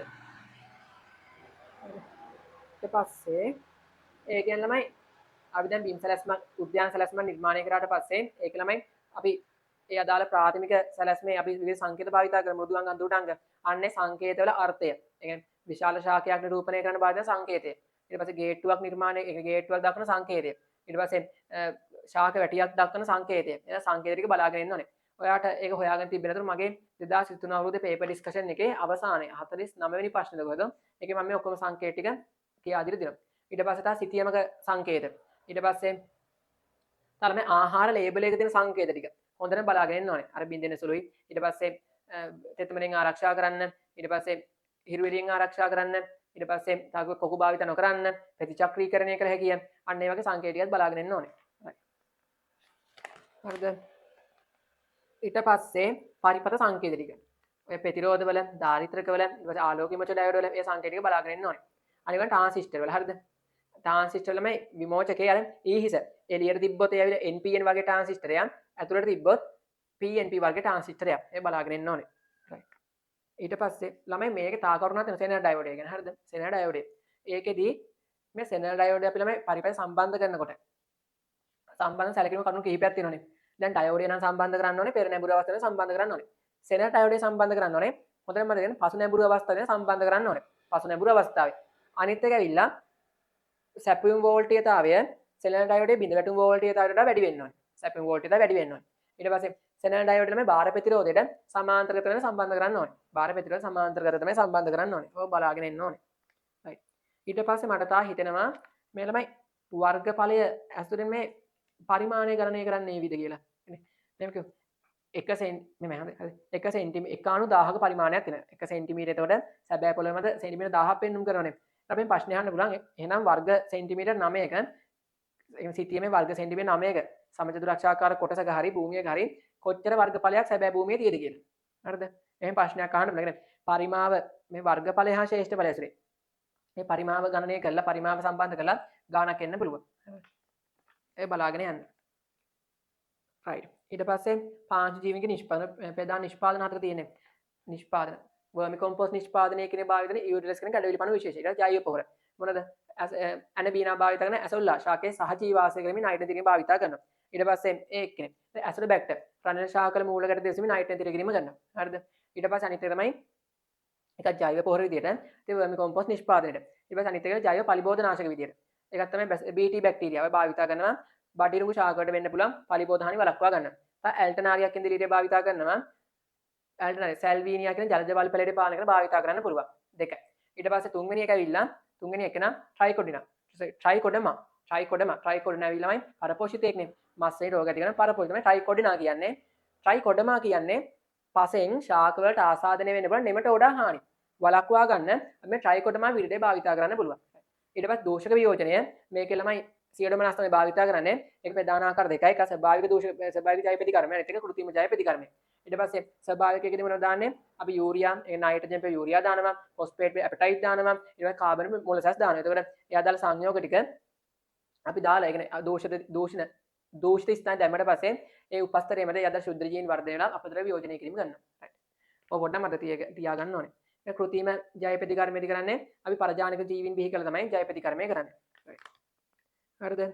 ඊට පස්සේ අධිශීතනය ගැන පොඩි බලාගෙන පොඩ්ඩක් බලාගෙන ඉන්න. කියන්නේ අධිශීතනයේ ප්‍රධාන ආකාර දෙකයි. එකක් කඩනම් අධිශීතනයයි, දෙක සෙමෙන් සිදුවන අධිශීතනය. කඩනම් අධිශීතනය ආහාරයේ පෝෂක ගුණ ආරක්ෂා කරනවා. සෙමෙන් සිදුවන අධිශීතනය ආහාරය එච්චර හිතකර වෙන්නේ නැහැ. මොකද ශුද්ධ පෝෂක ඉවත් වෙන්න පුළුවන්. තාම ඔය පැන්ටොනික් අම්ලය, නියසින් වගේ පෝෂක ඉවත් වෙන්න පුළුවන්. හරිද? ඒකෙන්ද ඒක පොඩ්ඩක් බලාගෙන ඉන්න ඕනේ. කඩනම් අධිශීතනයයි ආහාරයේ අභ්‍යන්තර නිර්මාණය කරන අයිස් කැට ප්‍රමාණය වෙන විශාල අයිස් කැට නිර්මාණය කරන්නේ නැහැ. ආහාරයේ මතු පිට නිර්මාණය කරන කුඩා අයිස් කැට විශාල ප්‍රමාණයක් නිර්මාණය කරන එක ප්‍රශ්නයක් නැහැ. ඒ සෙමෙන් සිදුවන අධිශීතනයේදී ආහාරයේ අභ්‍යන්තරයේ විශාල අයිස් කැට ප්‍රමාණයක් නිර්මාණය කරන එකෙන්ද ශුද්ධ පෝෂක හානි වලට ලක් වෙන්න පුළුවන්. ළමයි අනිත් එක කිව්වොත් මේ අපි අඩු උෂ්ණත්වයේ භාවිතයේ ප්‍රධාන පරිරක්ෂණ ආකාර තුනයිනේ. එකක් ශීතනය, අනිත් එක අධිශීතනය, තුන ශීත වියරීම. ශීතනය කියන්නේ මොකද්ද? ශීතනයේදී කරන්නේ සක්‍රීය ජල ප්‍රමාණය අඩු කිරීම තමයි. සක්‍රීය ජල ප්‍රමාණය අඩු කිරීම ශීතනයේදී කරනවා. හරිද? සාමාන්‍ය සෙල්සියස් 0.18 ද උෂ්ණත්වය තමයි ගබඩා කරන්නේ. ආහාරය ගබඩා කරලා සක්‍රීය ජල ප්‍රමාණය අඩු කිරීම කරනවා. ඊට පස්සේ අධිශීතනය කරන්නේ සචල ජලය අචල ජලය බවට පත් කරනවා. හරිද? ඊට පස්සේ ශීත වියලීමද කරන්නේ මූල ධර්මය මොකද්ද? ශීත වියලීමේදී භාවිත මූල ධර්මය ඌර්ධ පාතය. ඝන අවස්ථාවේ තියෙන ජලය ටික කෙලින්ම ද්‍රව තත්ත්වයට පත් කරන්නේ නැතුව වාෂ්ප බවට පත් කිරීම තමයි ඌර්ධ පාතනය කියලා කියන්නේ. හරි ඊට පස්සේ අනිත් එක තමයි උද්‍යාන නඩත්තු කිරීමේදී භාවිත කරන උපකරණ. ඔය අඩසඳ මායිම් කපනය. ඒක මොකද්ද? මායිම් කැපීමට තමයි භාවිත කරන තුන පිටරේක මායිම් කැපීමට. ඊට පස්සේ කප්පාදු කතුර, වැටි කප්පාදු භාවිත කරනවා. ඊට පස්සේ එකටියරය ඔය කුඩා ශාකතු රිකිලි කප්පාදු භාවිත කරනවත් පොඩ්ඩක් බලාගෙන යන්න. ශාක එනේ උද්‍යාන අලංකරණ භාවිත කරන උපකරණ. උද්‍යාන නඩත්තුවේදී භාවිත කරන උපකරණ. හරිද? ඊට පස්සේ තමයි කසල රඳවනවල ඒ බඳුන් වල වර්ණය. ඒ කියන්නේ අපි ළමයි වර්ණ ගන්න හදන මේ කසල බඳුන්. එතකොට විවිධ වර්ණ සහිත ඒවට විවිධ අපද්‍රව්‍ය බැහැර කිරීම කරන. උදාහරණයක් කිව්වොත් රතු වර්ණයේ තියෙන ඒවා අපි දාන්නේ වීදුරු. ඊට පස්සේ දැමීම කරනවා. ඊට පස්සේ කොළේවට කාබනික ද්‍රව්‍ය. නිල්ලේවට කඩදාසි.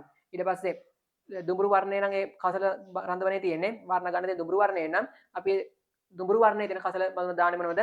ලෝහ නැත්නම් පොල් කටු එහෙම දැමීම කරනවා. ලෝහ පොල් කටු. ඊට පස්සේ තැම්පිලි නම් ප්ලාස්ටික් දැමීම කරනවා. ප්ලාස්ටික්.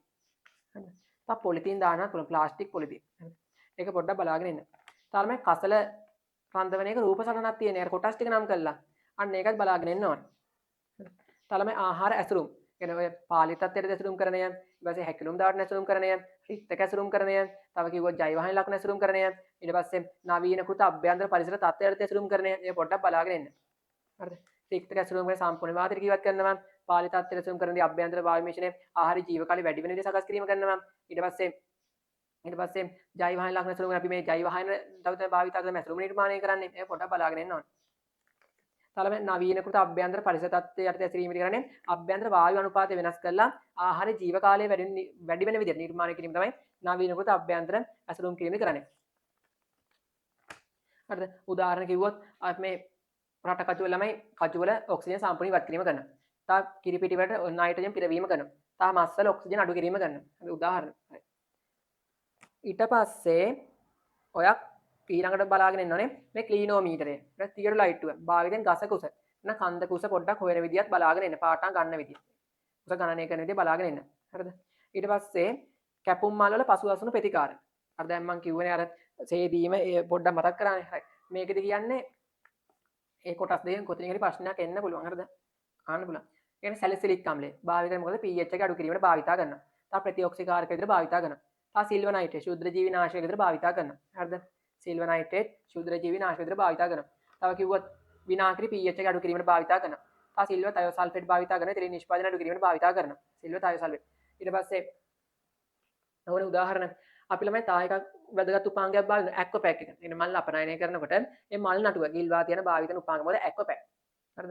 ඊට පස්සේ තා එකක් 8යි HQC. අපි බැක්ටීරියා නාශක විදිහට භාවිතා කරනවා. 8යි HQC. තා සෝඩියම් හයිපොක්ලෝරයිඩ් විරංජනයක් විදිහට භාවිත විරංජන කාරකයක් විදිහට භාවිතා කරනවා. හරිද? රයිට්. ඊට පස්සේ ඔයා බලාගෙන ඉන්න ඕනේ බිත්තර වලම අභ්‍යන්තර ලක්ෂණ බාහිර ලක්ෂණ කියන මනින උපකරණ. හරිද? ඒ කියන්නේ ඔය 60 දර්ශකය අපි 60 දර්ශකයේ මනින භාවිත මොකද්ද? වර්නියර් කැලිපරයෙන් තමයි බිත්තරේ දිග පළල මැන ගැනීම කරන්නේ. එතකොට 60 දර්ශකය හොයන්නේ කොහොමද? 60 දර්ශකය සමානයි බිත්තරේ පළල බෙදීම දිග වැඩි කිරීම 100%. සාමාන්‍ය ගුණාත්මක බයින් ඉහළ බිත්තරයක නම් 74ක් 60 දර්ශකය තියෙන්න ඕනේ. ඊට පස්සේ අපි බිත්තර බර අණුවට වර්ගීකරණය කරනවා. එන SLS 959 1992 වර්ගීකරණ අනුව බිත්තර වර්ගීකරණය කිරීම කරනවා. සාමාන්‍යයෙන් බර ග්‍රෑම් 38ත් 44ත් අපි කියන්නේ කුඩා බිත්තර. 45 50 යන කියන්නේ මධ්‍යම බිත්තර. 53ත් 59 කියන්නේ විශාල බිත්තර. 60ට වඩා වැඩි නම් කියන්නේ අති විශාල බිත්තර. හරිද? ඊට පස්සේ අපි අභ්‍යන්තර ලක්ෂණ පරීක්ෂා කරන බාහිර උපකරණවල කැන්ඩලින් උපකරණය. ඒක අපිට කහම දෙකක් සැරේ බිත්තර හඳුනා ගන්න පුළුවන්. වාතාවකාශය උස හඳුනා ගන්න පුළුවන්. ඊට පස්සේ සංසේචිත බිත්තර හඳුනා ගන්න පුළුවන්. කහමදේ රුධිර ලපතිද කියලා පරීක්ෂා කරගන්න පුළුවන්. රයිට්. ඊට පස්සේ අනිත් කරුණ කිව්වොත්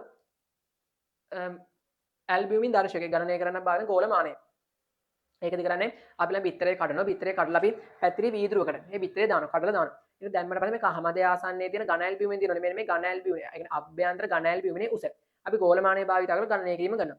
ඊට පස්සේ හොඳට මතක තියාගන්න ඝන ඇල්බියුමිනේ පළල තමයි ඊට පළල මැනීමක් කරන්න ඕනේ. ඝන ඇල්බියුමිනේ ව්‍යාප්ත වෙලා දෙන පළල මැන ගැනීම කරනවා. එතකොට ඇල්බියුමින් දර්ශක ගන්නේ H බෙදීම L. කියන්නේ ඝන ඇල්බියුමිනේ උස බෙදීම ඝන ඇල්බියුමිනේ ව්‍යාප්ත වෙලා දෙන පළල.